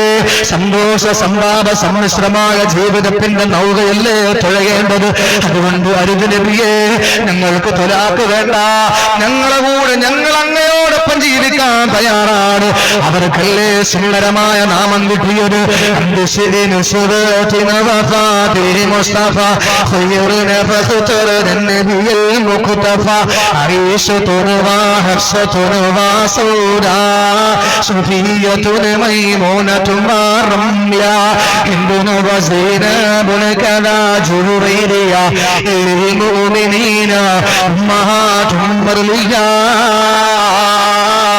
വിശ്വാസികളുടെ മാതാവെന്ന പേര് കിട്ടിയില്ലേ? എന്റെ പ്രിയപ്പെട്ടവരെ, പല ഭാര്യമാരും റസൂലുള്ള വഫാത്താകുമ്പോൾ ആ നാട്ടില് കല്യാണപ്രായം എത്തുന്നതേ ഉള്ളൂ. പക്ഷെ ആരും കഴിച്ചില്ലല്ലോ, ആരും വിവാഹം കഴിച്ചില്ലല്ലോ. അവരുടെ ഉമ്മയുടെ സ്ഥാനത്താണ് ഈ പദവി അവർക്ക് കിട്ടിയില്ലേ? എന്തുകൊണ്ടാ? അവർ സന്തോഷത്തിൽ മാത്രമല്ല സന്താപത്തിലും റസൂലുള്ളാഹിന്റെ കൂടെ നിൽക്കുന്നു. അതുകൊണ്ട് ഭാര്യമാര് കേട്ടോ, ഭർത്താക്കന്മാരുടെ കൂട്ടത്തില് കാശില്ലപ്പം മാത്രം നിന്നാ പോരാ, അതില്ലാത്തപ്പോഴും ഭർത്താക്കന്മാരോടൊത്ത് നിൽക്കണം. അവരുടെ നിലയും വിലയും അനുസരിച്ച് നമ്മൾ ഓരോ കാര്യങ്ങൾ ഭർത്താക്കന്മാരോട് പറയാൻ പാടും. പണ്ട് ഗൾഫിൽ നിന്ന് ഭർത്താവ് വിളിച്ചിട്ട് ചോദിച്ചു, ചക്കര ഞാൻ നാളെ വരാൻ പോവാ, നിനക്ക് എന്താ വേണ്ടത്? പത്രത്തിൽ വന്ന വാർത്തയാണ്, ഒരുപാട് കൊല്ലം കഴിഞ്ഞു, 10-15 കൊല്ലം കഴിഞ്ഞു. എന്റെ പ്രിയപ്പെട്ടവരെ, അത് ഏത് നാടാണെന്നറിയില്ല, ഈ നാടാണോ ഒന്നൊന്നും എനിക്കറിയില്ല, എങ്കിലും പറയാം. ഭർത്താവ് വിളിച്ചു ചോദിച്ചു, എല്ലാ ഭാര്യയാണെങ്കിലും പറയും, എന്റെ മുത്തിഞ്ഞ് വന്നാ മതി, ഒന്ന് കണ്ടാ മതി. അല്ലാത്തവള് പറയാം, അത് വേണം ഇത് വേണം എന്നൊക്കെ പറയും. ഭർത്താവ് ഗൾഫിൽ നിന്ന് വരാൻ നേരത്ത് ഭാര്യ വിളിച്ചിട്ട് പറഞ്ഞു, നിനക്ക് എന്താ വേണ്ടത്? ഭാര്യ പറഞ്ഞു, എനിക്ക് 25,000 ഒരു സാരി വേണം. 15 കൊല്ലങ്ങൾക്ക് മുമ്പ് 25,000 സാരി എന്ന് പറഞ്ഞാൽ ഇന്നത്തെ 2.5 ലക്ഷം രൂപയുടെ സാരിയാവും. പാവപ്പെട്ട ഭർത്താവ് വാങ്ങി, ഏറ്റവും മുകളിൽ തന്നെ അത് വെക്കുകയും ചെയ്തു. കാരണം എയർപോർട്ടിൽ വരുമ്പോഴിങ്ങനെ നോക്കും പൊക്കി, അത് ഉണ്ടെങ്കിലേ വണ്ടിക്കകത്ത് കയറ്റൂ ഭാര്യ, ഇല്ലെങ്കിൽ കയറ്റൂല. അങ്ങനെ ഏതായിരുന്നാലും കൊണ്ടുവന്നു, അതുമായി വീട്ടിൽ വന്നു. ഒന്നും ഭാര്യ എഴുത നോക്കും, അല്ല ആരും മരിക്കുന്നില്ല, ആരും പ്രസവിക്കുന്നില്ല, ഇതൊന്നും ഉടുക്കണമല്ലോ, എല്ലാവരുടെ മുമ്പ് ഒന്ന് ഉടുത്തോണ്ട് ഇറങ്ങണമല്ലോ. അങ്ങനെ ഇരിക്കുമ്പോൾ ഭർത്താവിന്റെ അടുത്ത ബന്ധത്തിൽ ഒരു കല്യാണം നടന്നു, വിവാഹം നടന്നു. അപ്പൊ അൽഹംദുലില്ലാ ഉടുക്കാൻ പറ്റിയൊരു അവസരം. പക്ഷെ വില കൂടുന്തോറും ഒരു കുഴപ്പമുണ്ട്, കഴുകാൻ പറ്റൂല. പട്ടുസാരിയൊക്കെ വെയിലത്തിട്ട് അഡ്ജസ്റ്റ് ചെയ്യാനേ പറ്റൂ, അല്ലാതെ കഴുകാൻ പറ്റൂല. അത് സഹോദരിമാർക്കറിയാം. ഈ സാരി എങ്ങനെ കഴുകാൻ പറ്റൂല. സഹോദരി സാരിയൊക്കെ എടുത്തു കൊടുത്തു, ഭർത്താവിന് ഡ്രസ്സൊക്കെ എടുത്തു കൊടുത്തു, റാഹത്തായി പോകാൻ വേണ്ടി ഇറങ്ങിയപ്പോൾ 6 വർഷം മക്കളില്ലാതിരുന്ന സഹോദരിയാണ്, കുടുംബമാണ്. ആ സഹോദരിക്ക് 6 മാസം പ്രായമുള്ള ഒരു ആൺകുഞ്ഞിനെ അള്ളാഹ് കൊടുത്തു. ആ 6 മാസം പ്രായമായി. ഈ കുഞ്ഞിനെ എന്ത് ചെയ്യും? ഇന്നത്തെ പോലെ സ്നഗ്ഗിയൊന്നും ഇല്ലാത്ത കാലഘട്ടമാണല്ലോ. സഹോദരി ചിന്തിച്ചു, സുബ്ഹാനല്ലാഹ്, ഈ സാധനത്തിനെ എടുത്തോണ്ട് പോയ മൂത്രമൊഴിച്ചാൽ എന്ത് ചെയ്യും? കുഴഞ്ഞില്ലേ? കഴുകാനും പറ്റൂല, എന്ത് ചെയ്യും? ഈ സഹോദരി പെൺബുദ്ധി പെടലിലാണല്ലോ. ഈ സഹോദരി എന്ത് ചെയ്തു? എന്റെ പ്രിയപ്പെട്ടവരെ, സഭ്യതയില്ലാത്തത് ഞാൻ പറഞ്ഞു എന്ന് ധരിക്കരുത്, പത്രത്തിൽ വന്നതാണ്. ഈ സഹോദരി വിദേശ രാജ്യത്ത് നിന്ന് തന്റെ ഭർത്താവ് കൊണ്ടുവന്ന 25,000 സാരി കാണിക്കാൻ വേണ്ടിയിട്ട് 6 വർഷത്തോളം മുട്ടാത്ത വാതിലുകളില്ല സൂപ്പർ സ്പെഷ്യാലിറ്റി ഹോസ്പിറ്റലുകളുടെ വരാന്തകൾ നിരങ്ങിയിറങ്ങിയിട്ട് കോടികൾ മുടക്കുമ്പോൾ അല്ലാഹു തആല ഒരു കുഞ്ഞിനെ കൊടുത്തു. 6 മാസം പ്രായമുള്ള ആ ആൺകുഞ്ഞിന്റെ ജനനേന്ദ്രിയത്തിൽ റബ്ബറിട്ടു. മൂത്രമൊഴിക്കണമെന്ന് കാണാം. അങ്ങനെ ഉണ്ട്, കൊണ്ടുപോയി, നേരെ കൊണ്ടുപോയി. എന്റെ പ്രിയപ്പെട്ടവരെ, ഇവിടെ ചെന്ന് ഭാര്യ എല്ലാവരുമായി കുശലാന്വേഷണം നടത്തി. ആ സമയത്ത് കുഞ്ഞ് മൂത്രമൊഴിക്കാൻ കഴിയാതെ ബുദ്ധിമുട്ടുകയാണ്. അവസാനം കുഞ്ഞ് തളർന്നു വീണു. എന്റെ പ്രിയപ്പെട്ടവരെ, ആ സന്ദർഭത്തിൽ വരന്റെ പാർട്ടിക്കാർ വന്ന വാഹനത്തിൽ എടുത്തിട്ട് അടുത്തുള്ള ഹോസ്പിറ്റലിൽ കൊണ്ടുപോകുമ്പോൾ അതിനിടയിൽ ആ കുഞ്ഞ് മരണപ്പെട്ടു. ആലോചിക്കണം നമ്മുടെ സഹോദരിമാരുടെ അവസ്ഥ എന്താ. ഭർത്താക്കന്മാരോട് എല്ലാം പറയും, ഭർത്താവിനോട് പറയും, ഇക്കാ വീടില്ലല്ലോ, പടച്ചോനെ ഒരു വീട്, നല്ലൊരു വീട് 35 വർഷമായി, 20 വർഷമായി, 12 വർഷമായി നമ്മുടെ വിവാഹം കഴിഞ്ഞിട്ട് എല്ലാവർക്കും 2 നില വീടുണ്ട്, 3 നില വീടുണ്ട്, പടച്ചോനെ അത് കാണാൻ മാത്രമേ എനിക്ക് ഭാഗ്യമുള്ളൂ എന്നും പറഞ്ഞ് അന്നം പൊന്നുകയും ഭർത്താവിനടുത്ത് പറയില്ല, നേരെ ആകാശത്തോടെ കണ്ണൊക്കെ ഉയർത്തിയിട്ട് ഇങ്ങനെയൊക്കെ പറയും. എല്ലാം ആകാശത്തോട്ട് കാണിക്കുന്നതുകൊണ്ടാണ് വിമാന ദുരന്തം കൂടുതൽ ഉണ്ടാവുന്നത്. എല്ലാം അങ്ങനെയാണല്ലോ, എന്ത് പറഞ്ഞാലും പ്രാക്കെല്ലാം ആകാശത്തോട്ട് നോക്കിയിട്ട്. എന്റെ പ്രിയപ്പെട്ടവരെ, അങ്ങനെ നോക്കി സഹോദരി പറഞ്ഞ ഭർത്താവ് ചിന്തിച്ചു, പടച്ചോൻ എന്തായാലും അവളുടെ ആഗ്രഹമല്ലേ, എന്റെ കൂടെ ഇറങ്ങി വന്നല്ലേ, അതുകൊണ്ട് എന്തായിരുന്നാലും ഒരു വീട് വയ്ക്കാം. ഭാര്യയോട് ചോദിക്കും, പിന്നെ എങ്ങനെയാ വീട് വയ്ക്കുന്നത്? പൈസയൊന്നുമില്ല, ആകെ കിട്ടുന്ന 40 രൂപയാണ്. ആകെ കിട്ടുന്ന 400 രൂപ. എല്ലാത്തിനും വില കൂടിയല്ല, വിമാനത്തിൽ ഒഴിക്കുന്ന ഇന്ധനത്തിനേക്കാളും വിലയാണ് നടന്ന് ഓടിച്ചു പോകുന്ന സ്കൂട്ടിയിൽ ഒഴിക്കുന്ന. വില കൂടാത്ത ഒന്നേ മാത്രമേ ഉള്ളൂ മുസ്ലിയാക്കന്മാരുടെ ശമ്പളത്തിൽ. അത് ചെയ്യാമെന്നുള്ള ഉയരമില്ല. എന്റെ പ്രിയപ്പെട്ടവരെ, ഈ ഭർത്താവ് പറഞ്ഞു, എന്തായിരുന്നാലും വീട് വെക്കണമെന്ന് നിനക്ക് ആഗ്രഹം ഉണ്ടെങ്കിൽ അതിനൊരു ഐഡിയ പറഞ്ഞതാ. ഭാര്യ പറഞ്ഞു, നിങ്ങൾക്ക് എന്താണെങ്കിലും പേസ്മെന്റ് ഇട്ടാനുള്ള പൈസ ഞാൻ ഒപ്പിച്ചു തരാം. അതെങ്ങനെ? അത് ഞാൻ സെക്രട്ടറി, എന്റെ അടുത്ത ആളാ, അയൽക്കൂട്ടത്തിന്റെ, കുടുംബശ്രീയുടെ അയൽക്കൂട്ടത്തിന്റെ സെക്രട്ടറി എന്റെ അടുത്ത ആളാ, ആരും അറിയാതെ ഞാൻ ലോൺ എടുക്കാം. ഭർത്താവ് ചോദിച്ചു, എന്തായിരുന്നാലും പിന്നെ ഇനിയിപ്പോ വാർത്തിട്ടാനുള്ള പൈസ കിട്ടുമെന്ന് വിചാരിക്കും. ഭർത്താവ് ചോദിക്കും, എത്ര രൂപ കിട്ടും? 5000 രൂപ. അതിനപ്പുറം ഒരു കുടുംബശ്രീക്കാരൻ ലോൺ കൊടുക്കൂല. 5000 രൂപ. 5000 രൂപ ലോൺ എടുത്ത് കൊടുത്തു. അൽഹംദുലില്ലാ, അത് വാങ്ങിച്ചിട്ട് നേരെ ഭർത്താവിന്റെ കൊണ്ട് കൊടുത്തു. ഭർത്താവ് വീടങ്ങ് തുടങ്ങും. എന്നിട്ട് എല്ലാവരുടെ അടുക്കലും പോയി പലിശയ്ക്ക് പൈസ വാങ്ങും. എല്ലാവരുടെ അടുക്കലും പലിശയ്ക്ക് പണം വാങ്ങി. ആര്യാക്കന്മാരത്തുനിന്നും വാങ്ങി, പോറ്റിമാരത്തുനിന്നും വാങ്ങി, എല്ലായിടത്തുനിന്നും വാങ്ങി. അവസാനം വീട് ടപ്പെന്നും പറഞ്ഞങ്ങ് ഉയർന്നു. എല്ലാം റാഹത്തായി. വിവാഹത്തിന്റെ പാല് കാച്ചായി. ഭാര്യ, എന്തൊരു സന്തോഷം, ഭയങ്കരമായ സന്തോഷം. പറതയിട്ടുണ്ടാ പാലാച്ചിന് നിൽക്കുന്നത്. വലിയ 3-4 പോക്കറ്റൊക്കെ പറതയ്ക്ക് വേണ്ടി അഡ്ജസ്റ്റ് ചെയ്ത് വെച്ച് ഇങ്ങനെ നിൽക്കാണ്. കാരണം എല്ലാം വാങ്ങി വെക്കണമല്ലോ. ഭർത്താവിനോട് ഒരാൾ പറഞ്ഞു കൊടുത്തു, എന്തായിരുന്നാലും നിങ്ങളൊരു പാലുകാച്ച് വെക്കി, 2 പോത്തൊക്കെ വാങ്ങി ചേർത്തിട്ട് ബിരിയാണി വെക്കി, എന്തായിരുന്നാലും ആൾക്കാരെ കൊണ്ട് തരും, നിങ്ങൾ ഒരുപാട് കൊടുത്തിട്ടുണ്ടല്ലോ, മക്കളോ നിങ്ങൾക്കില്ല എന്ന് പറയുമ്പോൾ പാവപ്പെട്ടവൻ അത് ചെയ്യും. എന്നിട്ട് അന്ന് രാത്രി പാതിരാത്രി എല്ലാവരും പോകുമ്പോൾ കിട്ടിയതെല്ലാം കൂടെ ചാക്കിനകത്തോണ്ട് ഉച്ചയ്ക്ക് തട്ടിട്ട് എണ്ണി വെക്കും. പടച്ചോനെ, ബിരിയാണി വെച്ചിൽ പോത്ത് വാങ്ങിയ പൈസ പോലും കിട്ടിയില്ല. 500 എണ്ണത്തിനെ കൊണ്ടുവരും വീട്ടിൽ നിന്ന്. ആകെ കൊണ്ടുവരുന്ന 50 രൂപയാണ്. എന്നിട്ട് എല്ലാത്തിനെയും, വയ്യാത്തതിനെയും സുഖമില്ലാത്തതിനെയും മരിക്കാൻ കിടക്കുന്നതിനെയും സക്കറാത്തിന്റെ ആല് നിൽക്കുന്നതിനൊക്കെ പിടിച്ചോണ്ട് വന്നിട്ട് എല്ലാം ചാപ്പാട് ഒഴിച്ചിട്ട് 50 രൂപയും കൊടുത്തിട്ട് 1 കിലോന്റെ പല്ലും കുത്തിയിട്ട് ഇറങ്ങി അങ്ങ് പോകും. എന്റെ പ്രിയപ്പെട്ടവരെ, ചുരുക്കി പറഞ്ഞാൽ പാവപ്പെട്ടവന് കടത്തിന്റെ മേൽ കടമായി. നേരം വെളുക്കുമ്പോൾ അദ്ദേഹം ചിന്തിച്ചു, സുബ്ഹാനല്ലാഹ്, ഭാര്യ മാപ്പിളപ്പാട്ടൊക്കെ കേട്ട് ഇങ്ങനെ മത്തിയിൽ കിടക്കുമ്പോൾ ഭർത്താവ് സിമന്റ് ചാക്കും പിരിച്ചിട്ട് സിറ്റ് ഔട്ടിൽ കിടക്കാം. കാരണം എന്താ? കാർ പുറച്ച് കിടക്കുന്നു. നാളെ നേരം വെളുക്കുമ്പോൾ എന്തായിരുന്നു പരമേശ്വരൻ പോറ്റിയൊക്കെ പിടിച്ചു നിർത്താൻ, പക്ഷെ ഹാജിയാരെ പിടിച്ചു നിർത്താൻ പറ്റൂല.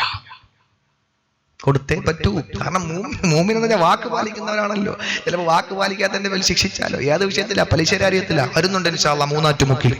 എന്റെ പ്രിയപ്പെട്ട സഹോദരങ്ങളെ, ഏതായിരുന്നാലും അങ്ങനെ ഭർത്താവ് വല്ലാതെ വിഷമിച്ചു കിടക്കുമ്പോൾ ഭാര്യ നോക്കുന്നു, എന്തൊരു ഗ്ലാമറ, പടച്ചോനെ, എന്റെ വീട്ടിൽ ആകെ ഉണ്ടായിരുന്നത് ഒരു പൊട്ടിയ ഗ്ലാസ് മാത്രം, കണ്ണാടി മാത്രമായിരുന്നു.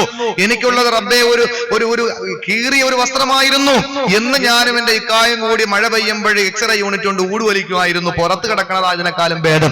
അങ്ങനെ ജീവിച്ചിട്ട് ഞങ്ങൾ ആകെ ഒരു കണ്ണാടി ഉണ്ടായിരുന്നു. പണ്ടെന്നോ എന്റെ ഭർത്താവിന്റെ ഉമ്മ ജീവിച്ചിരിക്കുമ്പോൾ വീണ് തറയുടഞ്ഞു പോയതാ. പുതിയതൊന്നും വാങ്ങാൻ പോലും പൈസ ഇല്ലായിരുന്നു. അതിലെടുത്ത് നോക്കിയാൽ ചുണ്ടി 7,000 തോന്നും, മൂക്ക് 4,000 തോന്നും. അങ്ങനത്തെ കണ്ണാടിയായിരുന്നു. ഇപ്പോ വീട് പുതിയ വീടായി, ടൈലൊട്ടിച്ചു. ടൈലിൽ നോക്കിയാൽ തന്നെ മുഖം കാണാം. എങ്കിലും നിലക്കണ്ണാടിയൊക്കെ വെച്ചു എല്ലാമായി. ഭർത്താവ് വാങ്ങിക്കൊടുത്ത ഈ പാലുകാച്ചിന് വാങ്ങിക്കൊടുത്ത ഡ്രസ്സൊക്കെ ഇട്ട് നോക്കിയപ്പോ എന്തൊരു ഗ്ലാമറാ. തിരിഞ്ഞും മറിഞ്ഞൊക്കെ ഒന്ന് നോക്കുമ്പോൾ വീടും കൊള്ളാം, നിലക്കണ്ണാടിയും കൊള്ളാം, ഞാനും കൊള്ളാം, വസ്ത്രവും കൊള്ളാം, എല്ലാം അടിപൊളി. അപ്പോഴാണ് ഭർത്താവ് സിറ്റ് ഔട്ടിൽ നിന്ന് എഴുന്നേറ്റ് വരുന്നത്. നോക്കുമ്പോ അത് മാത്രം കൊള്ളൂല. അത് മാത്രം കൊള്ളൂല, ഒരു കൈ കൊടുത്ത് കരഞ്ഞ് കയറി വരിക, നാളെ എവിടെ നിന്ന് പൈസ കൊടുക്കുമെന്നും പറഞ്ഞ്. അപ്പ ഭാര്യ ചിന്തിക്കും, എന്തായിരുന്നാലും രക്ഷപ്പെട്ടു, എന്തായിരുന്നാലും രക്ഷപ്പെട്ടു. എന്റെ പ്രിയപ്പെട്ടവരെ, ഭർത്താവ് കരഞ്ഞുകൊണ്ടിരുമ്പോ ഭാര്യ പറയും, ഒരു കാര്യം ചെയ്, പുറത്ത് പോണ, ഗൾഫിൽ പോന്ന, ഭാര്യ ചോദിക്കാം. അപ്പോഴേ അവളുടെ മനസ്സിൽ മുട്ടിട്ടു, എന്താണ്, എന്റെ വീടിനും എനിക്കും ചേർന്ന ഭർത്താവല്ല, വിദേശ രാജ്യത്ത് പണിയെടുക്കുന്ന പാവപ്പെട്ടവന് പണിയെടുക്കാൻ പോകട്ടെ. അറബിക്ക് വേണ്ടിയിട്ട് പണിയെടുക്കുമ്പോൾ എന്റെ പ്രിയപ്പെട്ട സഹോദരിമാര് മനസ്സിലാക്കണം, ആ പ്രിയപ്പെട്ട ഭർത്താക്കന്മാര് അറബിയുടെ അടിമപ്പണി ചെയ്തിട്ട് പാവപ്പെട്ട സഹോദരന്മാര് പാതിരാത്രി വീട്ടിൽ വന്നിട്ട് സ്റ്റൗ കത്തിച്ചിട്ട് പച്ചരി ചോറുണ്ടാക്കി കഴിക്കാൻ വേണ്ടിയിട്ട് ശ്രമിക്കുമ്പോൾ തന്റെ പ്രിയപ്പെട്ട അറബി വീണ്ടും വിളിക്കുന്നു. ആ അറബി വിളിച്ച ഭാഗത്തേക്ക് വീണ്ടും പോയിട്ട് മടങ്ങി വരുമ്പോൾ വീണ്ടും നേരം വെളുത്തു, വീണ്ടും അടുത്ത പണിക്ക് പോകണം. ഇങ്ങനെ ആഹാരം കഴിക്കാതെ ഉറങ്ങാതെ ഈ പാവപ്പെട്ട സഹോദരന് ഒന്നും കഴിക്കാതെ അരമുണ്ടിറുക്കി കൊടുത്തിട്ട് വിദേശ രാജ്യത്ത് മണലാരുണ്യത്തിൽ പണിയെടുക്കുമ്പോൾ അരുണന്റെ കിരണമേറ്റുകൊണ്ട് മണൽത്തരികൾ ഈ മണൽത്തരികള് ചലിക്കുമ്പോൾ, അതല്ലെങ്കിൽ തിളച്ചുമറിയുമ്പോൾ എന്റെ സഹോദരിമാർ ആലോചിക്കണം, ആ സന്ദർഭത്തിൽ പണിയെടുക്കുമ്പോൾ ചിന്തിക്കുന്നതെന്താ, എന്റെ ഭർത്താവിന്, എന്റെ ഭാര്യയ്ക്ക് വേണ്ടിയിട്ടല്ലേ, എന്റെ അരുമ സന്താനങ്ങൾക്ക് വേണ്ടിയിട്ടല്ലേ, എന്റെ പ്രിയപ്പെട്ട ഭാര്യ എന്നെയും കാത്ത് പ്രതീക്ഷയോടെ വീട്ടിയിരിക്കുകയാണ്.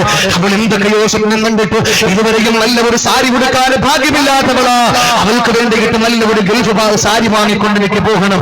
അതുപോലെ എന്റെ പെണ്ണുമക്കള് ഇതുവരെയും ഒരു ചെറിയ ₹1 പെൻസിൽ വെച്ച് എഴുതിയ മക്കളാ, ആ പെണ്ണുമക്കൾക്ക് ഞാൻ എന്റെ വിദേശ രാജ്യത്തെ കഷ്ടപ്പാടിന്റെ വേദനയുടെ നൊമ്പരത്തിന്റെ ഒരുപാട് മണമുള്ള പേന വാങ്ങിക്കൊണ്ടുപോകണം. അതിനുവേണ്ടി ഞാൻ വിശപ്പ് സഹിച്ചല്ലേ മതിയാവുകയുള്ളൂ എന്ന് പറഞ്ഞിട്ട് വിശന്നിട്ടിയ വയറുമായിട്ട് പണിയെടുക്കുന്ന ആഴ്ചകളുടെ രാപ്പകലുകൾ തള്ളിനേക്കുമ്പോൾ നീ എങ്ങനാണ് മോളെ നിന്റെ വീടിന്റെ മുറിയുടെ അപ്പുറത്തെ മുറിയിൽ കിടക്കുന്ന കണ്ണ് കണ്ടൂടാത്ത ചെവി കേട്ടൂടാത്ത വാപ്പായുമായി ഉറങ്ങുമ്പോ, നിന്റെ ഇടവും വലവും കിടന്നിറങ്ങുന്ന പറക്കമുറ്റാത്ത പൊന്നുമക്കൾ കിടന്നിറങ്ങുമ്പോൾ ഏതൊരു മൊബൈലിലൂടെ പരിചയപ്പെട്ട എംബോക്കിയുമായിട്ട് പാതിരാത്രികളെ പകലുകളാക്കിയിട്ട് മൊബൈലിലൂടെ സംസാരിച്ചിട്ട് സമയം ചെലവഴിക്കുമ്പോൾ നിന്റെ അപ്പുറത്ത് കിടക്കുന്ന വാപ്പ അറിയുന്നില്ല, നിന്റെ ഇപ്പുറത്ത് കിടക്കുന്ന മക്കൾ അറിയുന്നില്ല, നിനക്ക് വേണ്ടി പട്ടിണി കിടന്ന് ഉറക്കമിഴഞ്ഞിട്ട് കഷ്ടപ്പെടുന്ന പ്രിയപ്പെട്ട ഭർത്താവ് അറിയുന്നില്ല. എവിടെയാണ് പെണ്ണേ നീ പോകുന്നു? നീ എവിടെ പോയാലും, ആശുപത്രി പോയാലും, ഓഡിറ്റോറിയത്തിൽ പോയാലും, കുടുംബശ്രീക്ക് പോയാലും, അയൽക്കൂട്ടത്തിന് പോയാലും, എവിടെ പോയാലും റീചാർജ് രൂപം വാങ്ങിയിട്ട് വിദേശ രാജ്യത്തുള്ള ഭർത്താവിനെ വഞ്ചിച്ചുകൊണ്ട് നീ അന്യപുരുഷന്മാരുമൊത്ത് സംസാരിച്ച് പകലുകളെ രാത്രികളെ പകലുകളാക്കി മാറ്റുമ്പോൾ ഇതെല്ലാം കണ്ടുകൊണ്ട് ഒരു പടച്ചവൻ ഇരിക്കുന്നെന്നറിയണേ സഹോദരി. നീ ഭർത്താവിനെ വഞ്ചിക്കല്ലേ. ഞാൻ താമസിക്കുന്ന പനവൂരിന് തൊട്ടടുത്തൊരു സ്ഥലമുണ്ട്, പനയമുട്ടം. എന്റെ പ്രിയപ്പെട്ടവരെ, ആ പനയമുട്ടം എന്ന് പറയുന്ന പ്രദേശത്ത് റജുല എന്ന പേരുള്ള 33 വയസ്സുകാരി തന്റെ മൊബൈലിലൂടെ പരിചയപ്പെട്ട അമുസ്ലിമായ ചെറുപ്പക്കാരന് വേണ്ടിയിട്ട് 14 വയസ്സുകാരിയായ ജസ്നാഗ് എന്ന് പറയുന്ന പച്ചപ്പനം തട്ട പോലെയുള്ള സുന്ദരിയായ സുമതിയായ നൂറാനെ പോലെ നിൽക്കുന്ന തിളങ്ങുന്ന ശരീരമുള്ള തന്റെ പ്രിയപ്പെട്ട പൊന്നുമോള് ഏതോ ഒരു മൊബൈലിലൂടെ പരിചയപ്പെട്ട എംബോക്കിക്ക് വേണ്ടിയിട്ട് ദിവസവും തന്റെ പ്രിയപ്പെട്ട ഭർത്താവ് വിദേശ രാജ്യത്ത് പണിയെടുക്കുമ്പോൾ തന്റെ കാമുകനായ അമുസ്ലിം ചെറുപ്പക്കാരനെ വീടിന്റെ മുകളിൽ റാക്കിൽ പിടിച്ചു കിടത്തിയിട്ട് അവിടെ ഭക്ഷണം മുടങ്ങാതെ എത്തിച്ചു കൊടുത്തിട്ട് അവിടെ എല്ലാ സംവിധാനങ്ങളും ഒരുക്കിയിട്ട് 14 വയസ്സുകാരിയായ പ്രായപൂർത്തിയായ ജസ്നാഗ് എന്ന് പറയുന്ന പാവപ്പെട്ട സഹോദരി ആ പൊന്നുമോളിന് കണ്ടുപിടിച്ചിട്ടുമ്മ നിങ്ങളുടെ പോക്കത്ര ശരിയല്ല, ഇത് വാപ്പയോട് ഞാൻ പരാതി പറയുമെന്ന് പറയുമ്പോൾ നീയും ഞാനും എന്റെ കാമുകനും തമ്മിലുള്ള ജീവിതത്തിന് തടസ്സം വെക്കുന്നത് നീയാണ് എന്ന് പറഞ്ഞിട്ട് കാമുകനോട് കണ്ണു കാണിച്ചിട്ട് ആശുപത്രിയിൽ എന്ന് പറഞ്ഞിട്ട് റജിലാകുന്ന 33 വയസ്സുകാരിയെന്ന ഈ സമുദായത്തിന്റെ നാമധാരിയായ സഹോദരി ഇറങ്ങി മാറിക്കൊടുക്കുമ്പോൾ അന്യ സമുദായത്തിൽപ്പെട്ട ഒരു ചെറുപ്പക്കാരനല്ലേ 14 വയസ്സുകാരിയായ ജസ്നാഗ് എന്ന് പറയുന്ന പൊന്നോളെ ചുള്ളാറിന്റെ സാലുകൊണ്ട് കടുപ്പ് എരിച്ചു കൊന്നുകായുന്നത് എന്റെ പെങ്ങളെ, എന്റെ ഉമ്മ. ഈ സമുദായത്തിന്റെ പേരുള്ള നിന്നെ പോലുള്ളേ പ്രസവിച്ചതാണോ? ചിന്തിക്കണേ എന്റെ സഹോദരിമാരെ. കുപ്പഴിഞ്ഞ ലൈംഗിക ജീവിതത്തിന്റെ മുന്നില് ചോദ്യചിഹ്നമാകെ നിന്നെ എടുത്തു കാണിക്കുമ്പോൾ സൂചി മുതല് സിംഹാസനം വരെ പരസ്യത്തിന് നിന്റെ ശരീരം പ്രദർശിപ്പിക്കപ്പെടുമ്പോ മുസ്ലിം പെണ്ണേ ഭർത്താവിനെ വഞ്ചിക്കല്ലേ. എന്നാലും ആ നിനക്ക് സ്വർഗം കിട്ടൂല. അല്ലാഹു നിനക്ക് തരുന്നത് കത്തിക്കാലം നരകമായിരിക്കും. അത് താങ്ങാൻ നിനക്ക് കഴിയോ? കഴിയുമെങ്കിൽ കഴിഞ്ഞോ, ഇല്ലെങ്കിൽ പശ്ചാത്തപിച്ച് പൊട്ടിക്കരഞ്ഞിട്ട് ഈ പാതിരാത്രി തൗബ ചെയ്ത് മടങ്ങിക്കോ. അല്ലാഹു നമ്മളെ കാത്തുരക്ഷിക്കട്ടെ. അല്ലാഹുവിന്റെ റസൂൽ പറഞ്ഞു, മൂന്നാമത്തെ വിഭാഗം ഭർത്താവിനോട് അവന് കഴിയാത്ത കാര്യങ്ങൾ നിർബന്ധിക്കുന്നവരാണ്. ഭർത്താവിനോട് ചോദിക്കുമ്പോൾ അവന് കഴിയുന്നത് മാത്രം നിർബന്ധിക്കാൻ പാടുള്ളൂ. എന്റെ പ്രിയപ്പെട്ടവരെ, ചില സ്ത്രീകൾക്ക് ഒരു സ്വഭാവമുണ്ട്. അവർ പറയുന്നത് എന്താ, നിങ്ങൾക്ക് വേണ്ടെങ്കിൽ എന്നെ കൊണ്ടുവന്നാക്കി. അത് പറയുമ്പോ തീർന്നു എന്നാ. നിങ്ങൾക്ക് അതായത് ത്വലാഖ് ചൊല്ലിയേക്കാൻ. അതിന്റെ അർത്ഥം റസൂലുള്ളാഹി പറയുന്നത്, ഏതെങ്കിലും ഒരു സ്ത്രീ ഭർത്താവിനോട് ആവശ്യമില്ലാതെ ത്വലാഖ് ചോദിച്ചാൽ റസൂലുള്ളാഹി പറയാണ്, ഹറാമുൻ അലൈഹാ റായിഹത്തുൽ ജന്ന. സ്വർഗത്തിൽ പോകാൻ പറ്റില്ലെന്നല്ല, സ്വർഗത്തിന്റെ പരിമളം അവർക്ക് നിഷിദ്ധമാണ്. ഈ സ്റ്റേജിൽ ഈ മർഹൂം ജഅഫർ സാദിഖ് മൗലാന നഗറിൽ, അതായത് ഈ സ്റ്റേജിൽ ഈ പീഠം നിൽക്കുന്ന സ്ഥലത്ത് സ്വർഗമാണെന്ന് ധരിക്കും. സ്വർഗമാണ്. ഇവിടെ നിന്ന് ഒരാൾ ഇറങ്ങി നടന്നാൽ 500 വർഷം നടക്കുമ്പോൾ എവിടെ എത്തും? അവിടം വരെ ഈ സ്വർഗത്തിന്റെ മണം അടിച്ചു വീശും. മഴ പെയ്യാണല്ലേ. 500 വർഷം നടന്നാൽ എവിടെ എത്തും? ഇവിടെ നിന്ന് ഇപ്പൊ നടക്കാണ്. ഈ ദിവസം സമയം എഴുതി വെച്ചിട്ട് 500 വർഷം ജീവിച്ചത് അത്ര നാൾ ജീവിച്ചിരിക്കൂല. ഏതായാലും ഇറങ്ങി നടക്കുമ്പോൾ 500 വർഷം എത്തുമ്പോ എവിടെ എത്തുവോ അവിടം വരെ ഈ സ്വർഗത്തിന്റെ മണം അടിച്ചു വീശും. അപ്പൊ 500 വർഷമേ ഉള്ള അത്രയുള്ള അവസ്ഥ അല്ല. അവിടത്തെ ഒരു ദിവസം ഇവിടത്തെ 50,000 വർഷം. അവിടത്തെ ഒരു ദിവസം ഇവിടത്തെ 50,000 വർഷം. അങ്ങനത്തെ അവിടത്തെ 500 വർഷം അത്ര അടിച്ചു വീശുന്ന പരിമളം സ്വർഗത്തിൻ്റെത്. അതിന്റെ പരിമളം അടിക്കൂല അവക്ക്. ഒറ്റ കാര്യം, നിങ്ങൾ എന്നെ തൊലാക്കില്ലേക്ക് എന്ന് പറഞ്ഞാൽ മതി, സ്വർഗത്തിന്റെ പരിമളം അടിക്കൂല. അപ്പൊ സ്വർഗത്തിന്റെ എത്രയോ മൈലപ്പുറത്തായിരിക്കും ഈ സ്ത്രീ ഉള്ളത്. സ്വർഗം കാണാൻ പോലും ഭാഗ്യം കിട്ടൂല. അതുകൊണ്ട് ഗൗരവത്തോടെ എടുത്തോ. അല്ലാഹു തൗഫീഖ് നൽകട്ടെ. നാലാമത്തെ വിഭാഗം നമ്മുടെ ടൈം അവസാനിക്കാൻ പോകുന്നു. നാലാമത്തെ വിഭാഗം കൂടി ഞാൻ പറയാം എന്റെ സഹോദരിമാരെ. നാലാമത്തെ വിഭാഗം അല്ലാഹുവിന്റെ റസൂല് പറഞ്ഞു, നമ്മുടെ സംഘാടകര് ഒരു ബക്കറ്റ് കളക്ഷൻ പോലും അൽഹംദുലില്ലാ, ഇത് വല്ലാത്ത ഒരു സുന്ദരമായ ഒരു സദസ്സാണ്.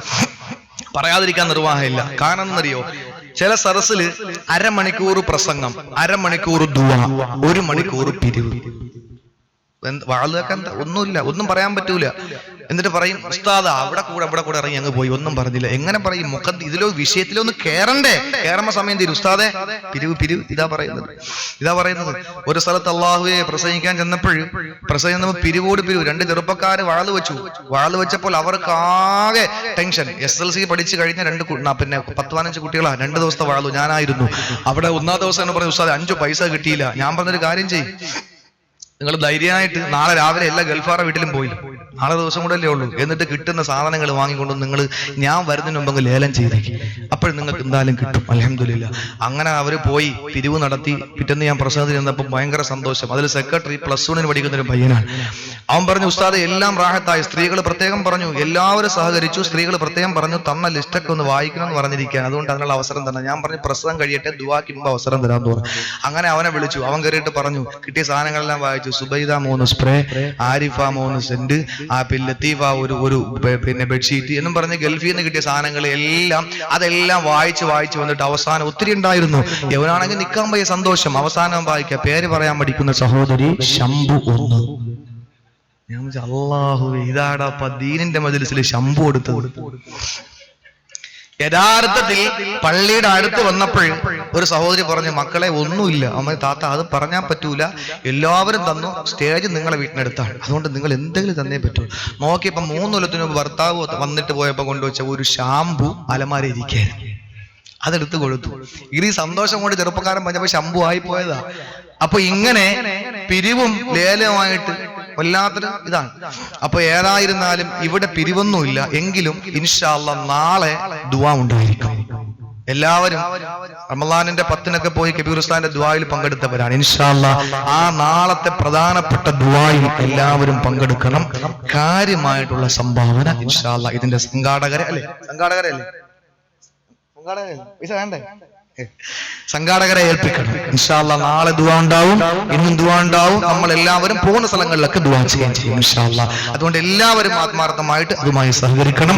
ആരും ആ വിഷയത്തിൽ, കാരണം നമുക്ക് സന്തോഷമാണ് എല്ലാത്തിലും, നിങ്ങൾക്ക് സന്തോഷമാണ്. ആരും ചോദിച്ചില്ലല്ലോ. അപ്പൊ ചോദിക്കും, ഇതെല്ലാം ഒന്നും പിരിച്ചിട്ടില്ല, ഒരു രസീത് കുറ്റി ഒന്നുമില്ല, ഒരു ബക്കറ്റും ഇല്ല, ഒന്നുമില്ല. ബക്കറ്റ് ഉണ്ടായിരുന്നെങ്കിൽ എപ്പോഴേ കാണാൻ. ഏറ്റവും പറയുന്ന ഹാദി ഇങ്ങനെ കാണിക്കുന്നത് നിർത്താറായി. അപ്പൊ അങ്ങനെ എല്ലാവരും ആത്മാർത്ഥമായിട്ട് അതിന് സഹകരിക്കണം. ആബുരുസാദിന്റെ വലം കയ്യാണ്. അല്ലാഹു തആല എല്ലാവർക്കും ദീർഘായുസ്സോടെ അനുഗ്രഹിക്കുമാറാകട്ടെ. പ്രിയപ്പെട്ടവരെ, നാലാമത്തെ വിഭാഗം അല്ലാഹുവിന്റെ റസൂൽ പറഞ്ഞു. നാലാമത്തെ വിഭാഗം ഏതാ? ഇംറഅത്തുന്നതൊരു സ്ത്രീയാണ്. ഇംറഅത്തുന്നതൊരു സ്ത്രീയാണ്. ലൈസ ലഹാ ഇല്ലൽ അഖ്ലു വശുർബു വന്നൗമു. തീറ്റ, കുടി, ഉറക്കം ഇതല്ലാതെ മറ്റൊന്നുമില്ല. എന്റെ സഹോദരിമാരെ, 3 വിഭാഗത്തിൽ നിങ്ങൾ പെട്ടിട്ടില്ലായിരിക്കാം. പക്ഷേ അള്ളാന്റെ തൗഫീഖ് കൊണ്ട് നാലാമത്തിൽ നിങ്ങൾ പെടുമെന്നുള്ള കാര്യത്തിൽ സംശയമില്ല. നാലാമത്തെ വിഭാഗം റസൂലുള്ളാഹി പറയുന്നു, ഇംറഅത്തുൻ, അതൊരു സ്ത്രീയാണ്. ലൈസ ലഹാ ഇല്ലൽ അഖ്ലു വശുർബു വന്നൗമു. തീറ്റ, കുടി, ഉറക്കം, കാന, പീന, സോന ഇതല്ലാതെ മറ്റൊന്നുമില്ലാത്ത സ്ത്രീയാണ്. ലൈസ ലഹാ റഗ്ബത്തുൻ ഫിസ്സലാ, നിസ്കരിക്കണമെന്ന ചിന്തയില്ല. വലാ ഫീ ത്വാഅത്തില്ല, അല്ലാഹുവിനെ വഴിപ്പെടണമെന്ന ചിന്തയില്ല. വലാ ഫീ ത്വാഅത്തിർ റസൂൽ, റസൂലുള്ളാഹിനെ വഴിപ്പെടണമെന്ന ചിന്തയില്ല. വലാ ഫീ ത്വാഅത്തി സൗജിഹാ, ഭർത്താവിനെ അനുസരിക്കണമെന്ന് വഴിപ്പെടണമെന്ന ചിന്തയില്ലാത്തവളാണ്. അവളാണ് നാലാമത്തെ വിഭാഗമെന്ന് അല്ലാഹുവിന്റെ റസൂൽ നബി മുഹമ്മദ് മുസ്തഫ. എന്റെ സഹോദരിമാര്, ഇതിന് നമ്മൾ പെട്ടുപോയിട്ടില്ലേ? അയൽക്കൂട്ടത്തിന്റെ തൊഴിലുറപ്പിന്റെ പദ്ധതി കൂടെ പണിയെന്ന് പറഞ്ഞിട്ട് നമ്മൾ രാവിലെ ഇറങ്ങിപ്പോയാൽ എപ്പോഴാ വീട്ടിൽ വരുന്നത്? നമുക്ക് നിസ്കാരമുണ്ടോ? റമളാനിൽ ഉപയോഗിച്ച നമസ്കാര കുപ്പായം അതാ കഴുകി സൂപ്പർ വൈറ്റ് മൂക്കയിട്ട് കുറച്ച് അത്തരം തേച്ചിട്ട് അലമാരയുടെ ഏറ്റവും അടിയിൽ നമ്മൾ വെച്ചു. ഇൻഷാ അല്ലാഹ് ഇനി എന്നാണ് പാളയിമാമ ജമാലുദ്ദീൻ മങ്കടയോ അതുപോലെ മണക്കാരി മാമ ഗഫാർ മൗലവി, കബീർ മൗലവിയൊക്കെ എന്നാണ് പിറകണ്ടു എന്ന് പറയുന്നത്? അമ്മേ, ഞാനിത് എടുക്കൂ എന്ന് പറഞ്ഞിട്ട് മടക്കി അലമാരയുടെ അടികൾ വെച്ചിരിക്കുന്നവരെ ആലോചിച്ചോ. റമളാനിൽ മാത്രമല്ല പടച്ചോനുള്ളത്, ശവ്വാലിലും പടച്ചോനുണ്ട്. എല്ലാ ദിവസവും അല്ലാഹുവുണ്ട്. എന്റെ സഹോദരി, നമസ്കാരം നിർവഹിച്ചു. അല്ലാഹുവിന്റെ റസൂല് പറയുന്നു, നിസ്കാരമില്ല, അതുപോലെ പടച്ചോനെ വഴിപ്പെടലില്ല, അതുപോലെ റസൂലുള്ളാഹിനെ വഴിപ്പെടലില്ല, ഭർത്താവിനെ അനുസരിക്കലില്ല. ആകെ ഉള്ളതെന്ന് പറഞ്ഞാൽ തിന്നണം ഒന്ന്, ഉറങ്ങണം ഒന്ന്, കുടിക്കണം. തിന്നണം, അത് താഴോട്ടൊന്ന് ഇറങ്ങാം, വെള്ളം കുടിക്കണം, അത് കഴിഞ്ഞാ ബിസ്മില്ലാ, ഒറ്റ ഉറക്കം. ഇതെല്ലാം വേറെ ഒന്നുമില്ല. രാവിലെ എണീച്ചാൽ പിന്നെ വേറെ സ്വഭാവമുണ്ട്. ആദ്യം നോക്കുന്ന തലേനയുടെ അടിയിൽ ഊരി വെച്ച താലും മാലും ഉണ്ടാന്ന് നോക്കും. അത്ര അല്ലാതെ ഈ 3 കാര്യം അല്ലാതെ പിന്നുള്ള ഇത് മാത്രം. എന്റെ പ്രിയപ്പെട്ടവരെ, ഈ ഒരു സ്വഭാവമുള്ള സ്ത്രീകൾ നരകത്തില്ല. ഇതിൽ നമ്മൾ എത്രയോ പേര് പെടും. ഭർത്താവ് വന്ന് പുറകിൽ തൊട്ടുമ്പോഴും ചുമ്മാ ഇരിടേന്ന് പറയും. കാരണം എന്താ? നമ്മളിവിടെ ഞെരിച്ച് ഇരിക്കാൻ, നമ്മൾ സീരിയൽ കണ്ടുകൊണ്ടിരിക്കുക. സീരിയല് റമളാൻ കഴിഞ്ഞ് റമളാനിന്റെ 11 മണിക്കും 12 മണിക്കും ഭർത്താവ് എഴുത്തിക്കാഫിനും ലൈലത്തുൽ ഖദർ ഹയാത്താക്കാനൊക്കെ പോയിട്ട് മടങ്ങി വരുമ്പോഴും ഭാര്യ ടിവിയുടെ മുമ്പാണ്. ഭർത്താവ് വരുമ്പോഴേ കാടിയും തുപ്പിയൊക്കെ വരുള്ളൂ. അപ്പോഴേ ഉടനെ ചാനൽ മാറ്റും. ഭർത്താവ് എന്താടി നീ കണ്ടോണ്ടിരുന്നത്? അത് ഞാൻ ഹറമിലെ ഇമാമിന്റെ ഓതൽ കേൾക്കാൻ. എന്താണ് കണ്ടോണ്ടിരിക്കുന്നത്? കുങ്കുമപ്പൂ. റമളാനിലും അത് ഓഫാക്കൂല. ഇപ്പൊ അങ്ങനെയാണ്. അതുകൊണ്ട് ഇപ്പൊ നല്ല എല്ലാ സമയവും ഓരോ സമയം കവർന്നെടുത്തെടുത്തെടുത്തെടുത്തെടുത്ത് മഗ്രിബ് കഴിഞ്ഞ് ഇശാ കഴിഞ്ഞ് ഇങ്ങനെ ഓരോ വകുത്തുമായി ഇപ്പൊ രാത്രി പെണ്ണുങ്ങളെ ഉറക്കയില്ല. പാശ്ചാത്യം. എന്റെ പ്രിയപ്പെട്ടവരെ, ഉടുക്കുന്നത് പാശ്ചാത്യം പറയുന്നത്, കുടിക്കുന്നത് പാശ്ചാത്യം പറയുന്നത്, കാണുന്നതും കേൾക്കുന്നതും എല്ലാം ധരിക്കുന്നതടക്കം പാശ്ചാത്യം പറയുന്നത്. സമയമായില്ലേ കാലഘട്ടത്തിന്റെ ചവറ്റുകൊട്ടയിലേക്ക് പുറങ്കാലി കൊണ്ട് ചവിട്ടിയെറിഞ്ഞിട്ട് ഖദീജയുടെ ജീവിതത്തിലേക്ക് വരാം, ആയിഷയുടെ ജീവിതത്തിലേക്ക് വരാം, ഫാത്തിമാബിയുടെ ജീവിതത്തിലേക്ക് വരാം, പ്രവാചകന്റെ പത്നിമാരുടെ ജീവിതത്തിലേക്ക് വരാൻ. എന്റെ പ്രിയപ്പെട്ട പെണ്ണന്മാരെ, ഇനി എന്തിനാ മടിച്ചു നിൽക്കുന്നത്? കടന്നുവെക്കോ, ഖുർആനിലേക്ക് മടങ്ങിക്കോ, ആദരവായ പ്രവാചകന്റെ ഹദീസുകളിലേക്ക് മടങ്ങിക്കോ, ഇസ്ലാമിലേക്ക് മടങ്ങിക്കോ. അതാണ് നിനക്ക് രക്ഷ, അല്ലെങ്കിൽ നിനക്ക് രക്ഷയില്ല. അതുകൊണ്ട് മടങ്ങാനുള്ള സമയം കഴിഞ്ഞു. അതുകൊണ്ട് ജാഗ്രത. ഈ പാതിരാത്രി നമ്മൾ തീരുമാനിക്കുക. ഇൻഷാ അല്ലാഹ് നമ്മൾ തീരുമാനമെടുത്ത് ഉയർന്നാൽ മലക്കുകളെക്കാൾ ഉയരാൻ കഴിയും. ഇല്ലെങ്കിലോ ഖുർആനിലെ നാളെ പറയും, നാൽക്കാലികളെക്കാൾ പട്ടിയേക്കാൾ താഴേണ്ടി വരും. അല്ലാഹു കാത്തിരക്ഷിക്കട്ടെ. നിസ്കാരമില്ല, ഒന്നുമില്ല. എന്റെ പ്രിയപ്പെട്ടവരെ, അതുകൊണ്ട് ഇൻഷാ അല്ലാഹ് സഹോദരിമാരി 4 വിഭാഗത്തിൽ നിന്നൊക്കെ ഇത് വിശദീകരിക്കേണ്ടതാണ്, സമയമില്ല. ഏതായിരുന്നാലും ഇശാ എല്ലാ വഖത്തിനും ഇപ്പൊ പള്ളിയിലും ആളുകൾ കുറഞ്ഞ്, പുരുഷന്മാരൊക്കെ കുറഞ്ഞു. ഒറ്റ ഹദീസ് നിങ്ങൾ നോക്കിയാൽ മതി. റസൂലുള്ള പറഞ്ഞു ഒറ്റ ഹദീസ്, നബി തങ്ങൾ പറയാൻ, ഞാൻ വിറക് ശേഖരിച്ചിട്ട് അതുമായി പള്ളിയിൽ നിസ്കരിക്കാൻ വരാത്തവരുടെ വീട്ടിൽ ചെന്നിട്ട് കരിച്ചുകള ഞാൻ ആഗ്രഹിക്കാൻ, ഞാൻ ചിന്തിക്കാൻ അതിനെ പറ്റിയിട്ട് അത്ര ഗൗരവത്തോട് പറഞ്ഞിട്ട് പറഞ്ഞു, നബി തങ്ങൾ പറയാൻ, ഇവർക്ക് പള്ളിയിൽ നിന്ന് ഒരു എല്ലിൻ കഷണം കിട്ടുന്നു എന്ന് അറിഞ്ഞാൽ അവര് ഇൻഷാ അല്ലാഹ് ഇശാ നിസ്കാരത്തിന് അവിടെ എത്തും. എന്ന് പറഞ്ഞാൽ പള്ളിയിൽ ചാപ്പാടുണ്ടെങ്കിൽ നമ്മൾ എത്തും, ഇല്ലെങ്കിൽ എത്ര വാക്ക്, എത്ര അനർത്ഥമാണ് സഹോദരൻ. റസൂലുള്ളാഹി പറയാ, എല്ലിന്റെ മീതെ മാംസമുള്ള 2 എല്ലിൻ കഷ്ണം ഉണ്ട് എന്ന് പറഞ്ഞാൽ ചിക്കനും മട്ടനും ഒക്കെ ഉണ്ടെന്ന് പറഞ്ഞാൽ അവർ ഇശാക്കെത്തും, തറാവീഹിന് വരും, നിസ്കരിക്കാൻ വരും. പക്ഷെ അതില്ലെങ്കിലോ അവർ പള്ളിയിൽ വരൂല. ഇത് നബി തങ്ങൾ പറഞ്ഞു, ബുഖാരി ശരീഫ് റിപ്പോർട്ട് ചെയ്തതാണ്. എന്റെ സഹോദരങ്ങളെ, അതുകൊണ്ട് നമ്മൾ ആലോചിക്കും, നമസ്കാരം സ്ത്രീകളും എല്ലാവരും അത് മുടക്കി വെച്ചിരിക്കുകയാണ്. തുടങ്ങിക്കോ, കല്യാണം കഴിയുമ്പോൾ കല്യാണം, അല്ലോ മോളെ നിശ്ചയമൊക്കെ ഇല്ലേ, ഇനിയിപ്പോ നിസ്കരിക്കാൻ പോകുന്നത് എങ്ങനെയാണ്, കല്യാണം വിളിക്കണം, മാല വാങ്ങണം, അതുപോലെ പിന്നെ തുണിയെടുക്കാൻ പോകണം, അവിടെ പോണം, ഇവിടെ പോണം, അങ്ങനെ അതൊക്കെ കഴിഞ്ഞിട്ട് കല്യാണത്തിന്റെ സമയമാകുമ്പോൾ പിന്നെ അന്ന് ഭയങ്കര തിരക്കായിരിക്കും. പിറ്റേന്ന് അടുക്കള, അതുപോലെ തന്നെ അങ്ങോട്ട് പോക്ക് ഇങ്ങോട്ട് പോക്ക്, മറുവീട് ഇടുവീട് എന്ന് പറഞ്ഞിട്ട് അലമാരയും കപ്പക്കൊലയൊക്കെ വാങ്ങിച്ച് വീട്ടിൽ വെക്കണം. പിന്നെ ആകെ ഒരു ബഹളം തന്നെ. അത് കഴിഞ്ഞിട്ട് പിറ്റേന്നാവൻ പറയും, എന്തായിരുന്നാലും ഇത്രയും നാളായല്ലോ, എന്റെ മരുമോഹൻ അടുത്ത ആഴ്ച ഗൾഫിൽ പോവാ, എന്റെ മോക്കാണെങ്കിൽ ഒന്നും അറിഞ്ഞുകൂടാ, അതുകൊണ്ട് എന്തായിരുന്നാലും എവരുടെ കൂടെ എല്ലാ വീട്ടിലും ഒന്ന് ഞാനും പോകാൻ പോകണമെന്ന് പറഞ്ഞിട്ട് 90 വയസ്സായ അമ്മാമായും 8 വയസ്സായ 50 വയസ്സായ അമ്മാമായും എല്ലാവരും അമ്മായി തള്ള എല്ലാം ലാച്ച ഇട്ടുകൊണ്ട് നേരെ വണ്ടിയുടെ മുമ്പ് കയറിയിരിക്കും. ഇതിനു വേണ്ടിയിട്ടാ ആ മരുമോനും മോളും പോവാണ് വിരുന്നിന്, അവരെ കൂടെ പോണം. നേരെ പോയി കറങ്ങി അടിച്ച് വരുമ്പോഴേക്ക് എന്റെ പ്രിയപ്പെട്ടവര് മരുമോൻ ഗൾഫിൽ പോകും. നിസ്കാരം തുടങ്ങിയിട്ടില്ല ഇതുവരെ, വിവാഹാലോചന വന്നപ്പോ മുടക്കിയതാണ്. പിന്നെ നിസ്കരിക്കാൻ വേണ്ടി തയ്യാറായി നിസ്കാരക്കൊപ്പായ കഴുകിയിട്ട് പാറ്റയൊക്കെ ദൂരെയൊക്കെ കഴുകിയിട്ട് നേരെ എല്ലാം റെഡിയാക്കി റാഹത്തായിട്ട് വരുമ്പോഴാണ് സുബ്ഹാനല്ലാഹ് മോക്ക് വിശേഷം. പിന്നെ ബെഡ് റെസ്റ്റാ എന്റെ മോള്, പല്ല് പറഞ്ഞു പോകും പറഞ്ഞ ബെഡ് റെസ്റ്റാ. അതുകൊണ്ട് എന്റെ മകൾക്ക് വേണ്ടി ഞാൻ ആ ചൂടുവെള്ളം നടത്തി കൊടുക്കേണ്ടത്, അങ്ങനെ എല്ലാ പ്രശ്നങ്ങൾ. അത് കഴിഞ്ഞ് ഏകദേശം അവൾ പ്രസവിക്കാറായി.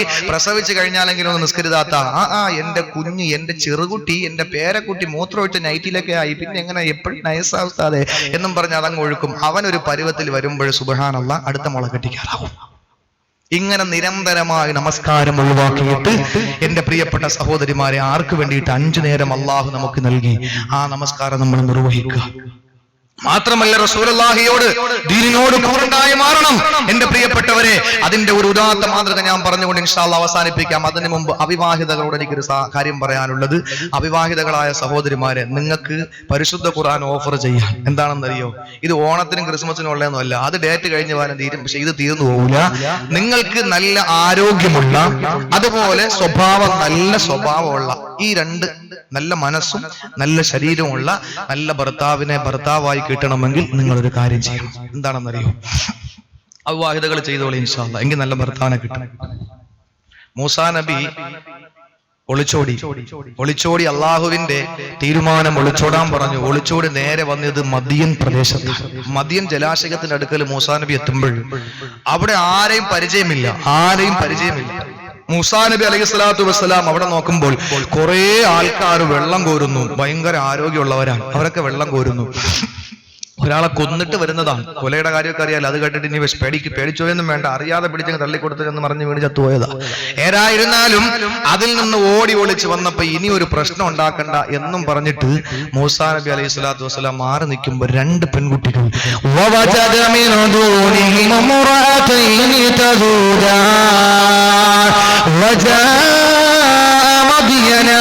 മൂസാ നബി മദീൻ പ്രദേശത്തെത്തുമ്പോൾ അതാ കുറെ ചെറുപ്പക്കാര് ആട്ടിൻപറ്റങ്ങൾക്ക് വെള്ളം കൊടുക്കുന്നു, വെള്ളം കോരി കുടിക്കുന്നു, വീടുകളിലെ പാത്രങ്ങളിൽ വെള്ളം കൊണ്ടുപോകുന്നു.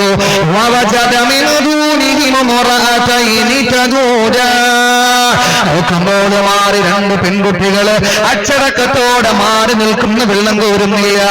മൂസാ നബി ആണുങ്ങളുടെ അടുക്കൽ പോയി പ്രശ്നം ഉണ്ടാക്കണ്ട എന്ന് മനസ്സിലാക്കിയിട്ട് മാറി നിൽക്കുന്ന സ്ത്രീകളുടെ അടുക്കൽ ചെന്നിട്ട് വളരെ വളരെ പതിയെ കണ്ണു താഴ്ത്തി ശബ്ദം താഴ്ത്തിയിട്ട് ചോദിച്ചു, മാ ഖത്ബുകുമാ, നിങ്ങൾ എന്താ ഇവിടെ നിൽക്കുന്നത്? അവര് പറഞ്ഞു, ഞങ്ങൾ വെള്ളം കോരാൻ വന്നതാണ്, പക്ഷെ ആരോഗ്യമുള്ളവർ വെള്ളം കോരിക്കൊണ്ട് നിൽക്കുന്നു, അതുകൊണ്ട് ഇപ്പോഴങ്ങോട്ട് ചെല്ലാൻ പറ്റൂല. പെണ്ണുങ്ങളാകുമ്പോ കുറച്ച് അടക്കം ഒതുക്കൊക്കെ വേണ്ട യുവാവ്, അതുകൊണ്ട് ഞങ്ങൾ മാറി നിന്നതാണ്. ആ മൂസ നബി ചോദിക്കുന്നു, നിങ്ങളുടെ വീട്ടിൽ നിന്ന് ആണുങ്ങൾ വന്ന് വെള്ളം കോരാനില്ലേ?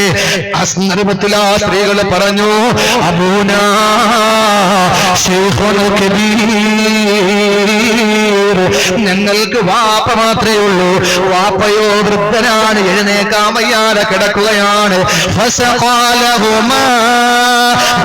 നബി അവർക്ക് വേണ്ടി വെള്ളം കോരി കൊടുത്തു. വെള്ളപാത്രവുമായി സ്ത്രീകൾ നേരെ പിതാവിന്റെ അടുക്കൽ ചെന്നു. വാപ്പ ചോദിച്ചു, മക്കളെ ഇന്നും താമസിച്ചു വരുന്ന നിങ്ങള് ഇന്നെന്താ നേരത്തെ വന്നത്? അള്ളാഹുവിന്റെ പ്രവാചകൻ മൂസ നബി എന്ന പ്രവാചകനാകിട്ടില്ല. ആ സന്ദർഭത്തിൽ ആ സ്ത്രീകൾ പറഞ്ഞു, ഒരു യുവാവ് ഞങ്ങൾക്ക് വെള്ളം കോരി തന്നു.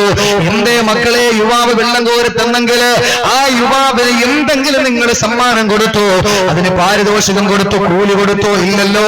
അതുകൊണ്ട് പെട്ടെന്ന് വിളിച്ചോണ്ട് വാ. അതിൽ മൂത്ത പെൺകുട്ടി ഓടി വന്നു. എന്നിട്ട് മൂസാ നബിയെ വിളിക്കുന്നു. മൂസാ നബി ഒരു വൃക്ഷത്തിന്റെ ചുവട്ടിലിരുന്നു കൊണ്ട്, അല്ലാഹുവേ, എന്തെന്നാലും സ്വീകരിക്കാൻ ഞാനിപ്പോ ആവശ്യക്കാരനാണ്, ആരെയും പരിചയമില്ല, ആരുമായി ബന്ധമില്ല എന്ന് പറഞ്ഞുകൊണ്ട് കാത്തിരിക്കുമ്പോൾ ആ പെൺകുട്ടി വന്നിട്ട് പറഞ്ഞു, സഹോദരാ, നിങ്ങളെ വാപ്പ വിളിക്കുന്നു, നിങ്ങൾക്ക് കൂലി തരാ. മൂസാ നബി കടന്ന് വാപ്പാടെ അടുക്കലേക്ക് എത്തി. ആ സന്ദർഭത്തിൽ കാര്യങ്ങളെല്ലാം മൂസ നബി പറഞ്ഞു, ഞാൻ ഒളിച്ചോടി വന്നതാണ് എന്ന് പറയുമ്പോൾ ആ സാമ്രാജ്യത്വം ഫറോവ സംസ്കാരത്തിനോട് രാപ്പകലില്ലാതെ നഗശികാന്ത എതിർത്തുകൊണ്ടതിന്റെ പേരിലാണ് ഞാൻ പുറത്താക്കപ്പെട്ടത് എന്നും ഇവിടെ വന്നതെന്നും പറയുമ്പോൾ ആശ്വസിപ്പിച്ചുകൊണ്ട് ആ പിതാവ് പറഞ്ഞു, നിനക്ക് ഞാൻ കൂലി തരുന്നത് എങ്ങനെയാണെന്നറിയോ? രണ്ട് പെൺമക്കളെ ചൂണ്ടിക്കാണിച്ചു കൊടുത്തിട്ട് പറഞ്ഞു, ഇഷ്ടമുള്ളതിന് നീ കല്യാണം കഴിച്ചോ, ഇഷ്ടമുള്ളതിനെ കെട്ടിക്കോ. നമ്മളാണെങ്കിൽ പറയുന്നത് എന്തായിരിക്കും? വാപ്പ എന്തായാലും സുഖമില്ലാതെ കിടക്കയല്ലേ, എഴുന്നേക്കാൻ പോലും വയ്യ, ഇനിയിപ്പോ ഒരു മോളെ നിങ്ങൾ കെട്ടിക്കാൻ പാടുണ്ട്, രണ്ടിനെ ഞാൻ കെട്ടിക്കോളാം. മൂസാ നബി പറഞ്ഞ എന്താണ്? ഇഷ്ടപ്പെട്ടതിനെ കല്യാണം കഴിച്ചോളാൻ പറഞ്ഞപ്പോൾ മൂത്ത കുട്ടിക്കറിയാം, മിക്കവാറും എനിക്കായിരിക്കും ഞറുക്ക് വീണത്. അവള് പറഞ്ഞു, വാപ്പ തള്ള വിരലുകൊണ്ട് തറയിലൊക്കെ വരച്ചുകൊണ്ട് അവൾ പറഞ്ഞു, അത്രേ, നിങ്ങൾ കൂലി കൊടുക്കാൻ വേണ്ടി തിരഞ്ഞെടുത്ത ആള് നല്ല ശക്തനും വിശ്വസ്തനുമാണ്. മകള് പറയാൻ, നിങ്ങൾ തിരഞ്ഞെടുത്ത ആള് നല്ല വിശ്വസ്തനും ശക്തനുമാണെന്ന്.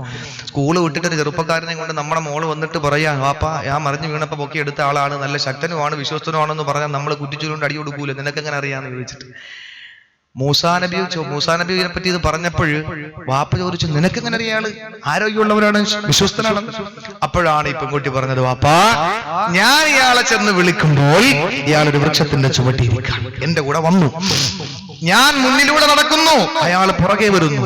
ആ സന്ദർഭത്തിൽ പുറകെ വരുമ്പോൾ ഇയാൾ എന്നോട് പെട്ടെന്ന് പറഞ്ഞു, പെണ്ണെ, നിന്റെ ശരീരത്തിന്റെ പുറകുവശം എന്റെ ദൃഷ്ടിയിൽപ്പെടുകയാണ്, അതുകൊണ്ട് നീ പുറകെ വാ, ഞാൻ മുമ്പിൽ നടക്കാം, എനിക്ക് കണ്ണിനെ സൂക്ഷിക്കണ്ടേ, അതുകൊണ്ട് നീ പുറകെ വാ, ഞാൻ മുന്നിലൂടെ നടക്കാം, എനിക്ക് വഴിയറിയില്ല, വഴി തെറ്റിപ്പോയാൽ നീ ചരൽ കല്ലെടുത്ത് എന്റെ പുറത്തെറിയണം, ഞാൻ അവിടെ നിൽക്കും, എന്നിട്ട് ശരിയായ പാതയിൽ ഒരു കല്ലെടുത്തിടണം, ഞാൻ അതുവഴി പോകും, അതാണ് നീ ചെയ്യേണ്ടതെന്ന് പറഞ്ഞിട്ട് എന്നെ പുറകിലാക്കി. വാപ്പാ, ഇയാൾ നല്ല മനുഷ്യനല്ലേ, നല്ല സ്വഭാവമല്ലേ, അതൊക്കെ അവിടെ നിൽക്കട്ടെ മോളെ, ആരോഗ്യം എങ്ങനെയാണെന്ന് പറ.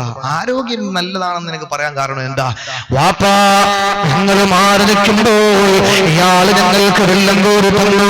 വെള്ളം കോരി തരുമ്പോൾ 10 പേര് പിടിച്ചാൽ പൊങ്ങാത്ത വലിയ ഒരു പാറ ഇയാൾ ഒറ്റയ്ക്കെടുത്ത് മാറ്റിക്കിട്ടാണ് വെള്ളം തന്നത്. ഞങ്ങൾക്ക് വെള്ളം കോരി തരുന്നത് 10 പേര് പിടിച്ചാൽ പൊങ്ങാത്ത പാറ ഒറ്റയ്ക്കെന്ന് മാറ്റിക്കിട്ടാണ് വെള്ളം കോരി തന്നത്. അതിൽ നിന്ന് എനിക്ക് മനസ്സിലാകിയ ഇയാൾ നല്ല ആരോഗ്യമുള്ളവനാ.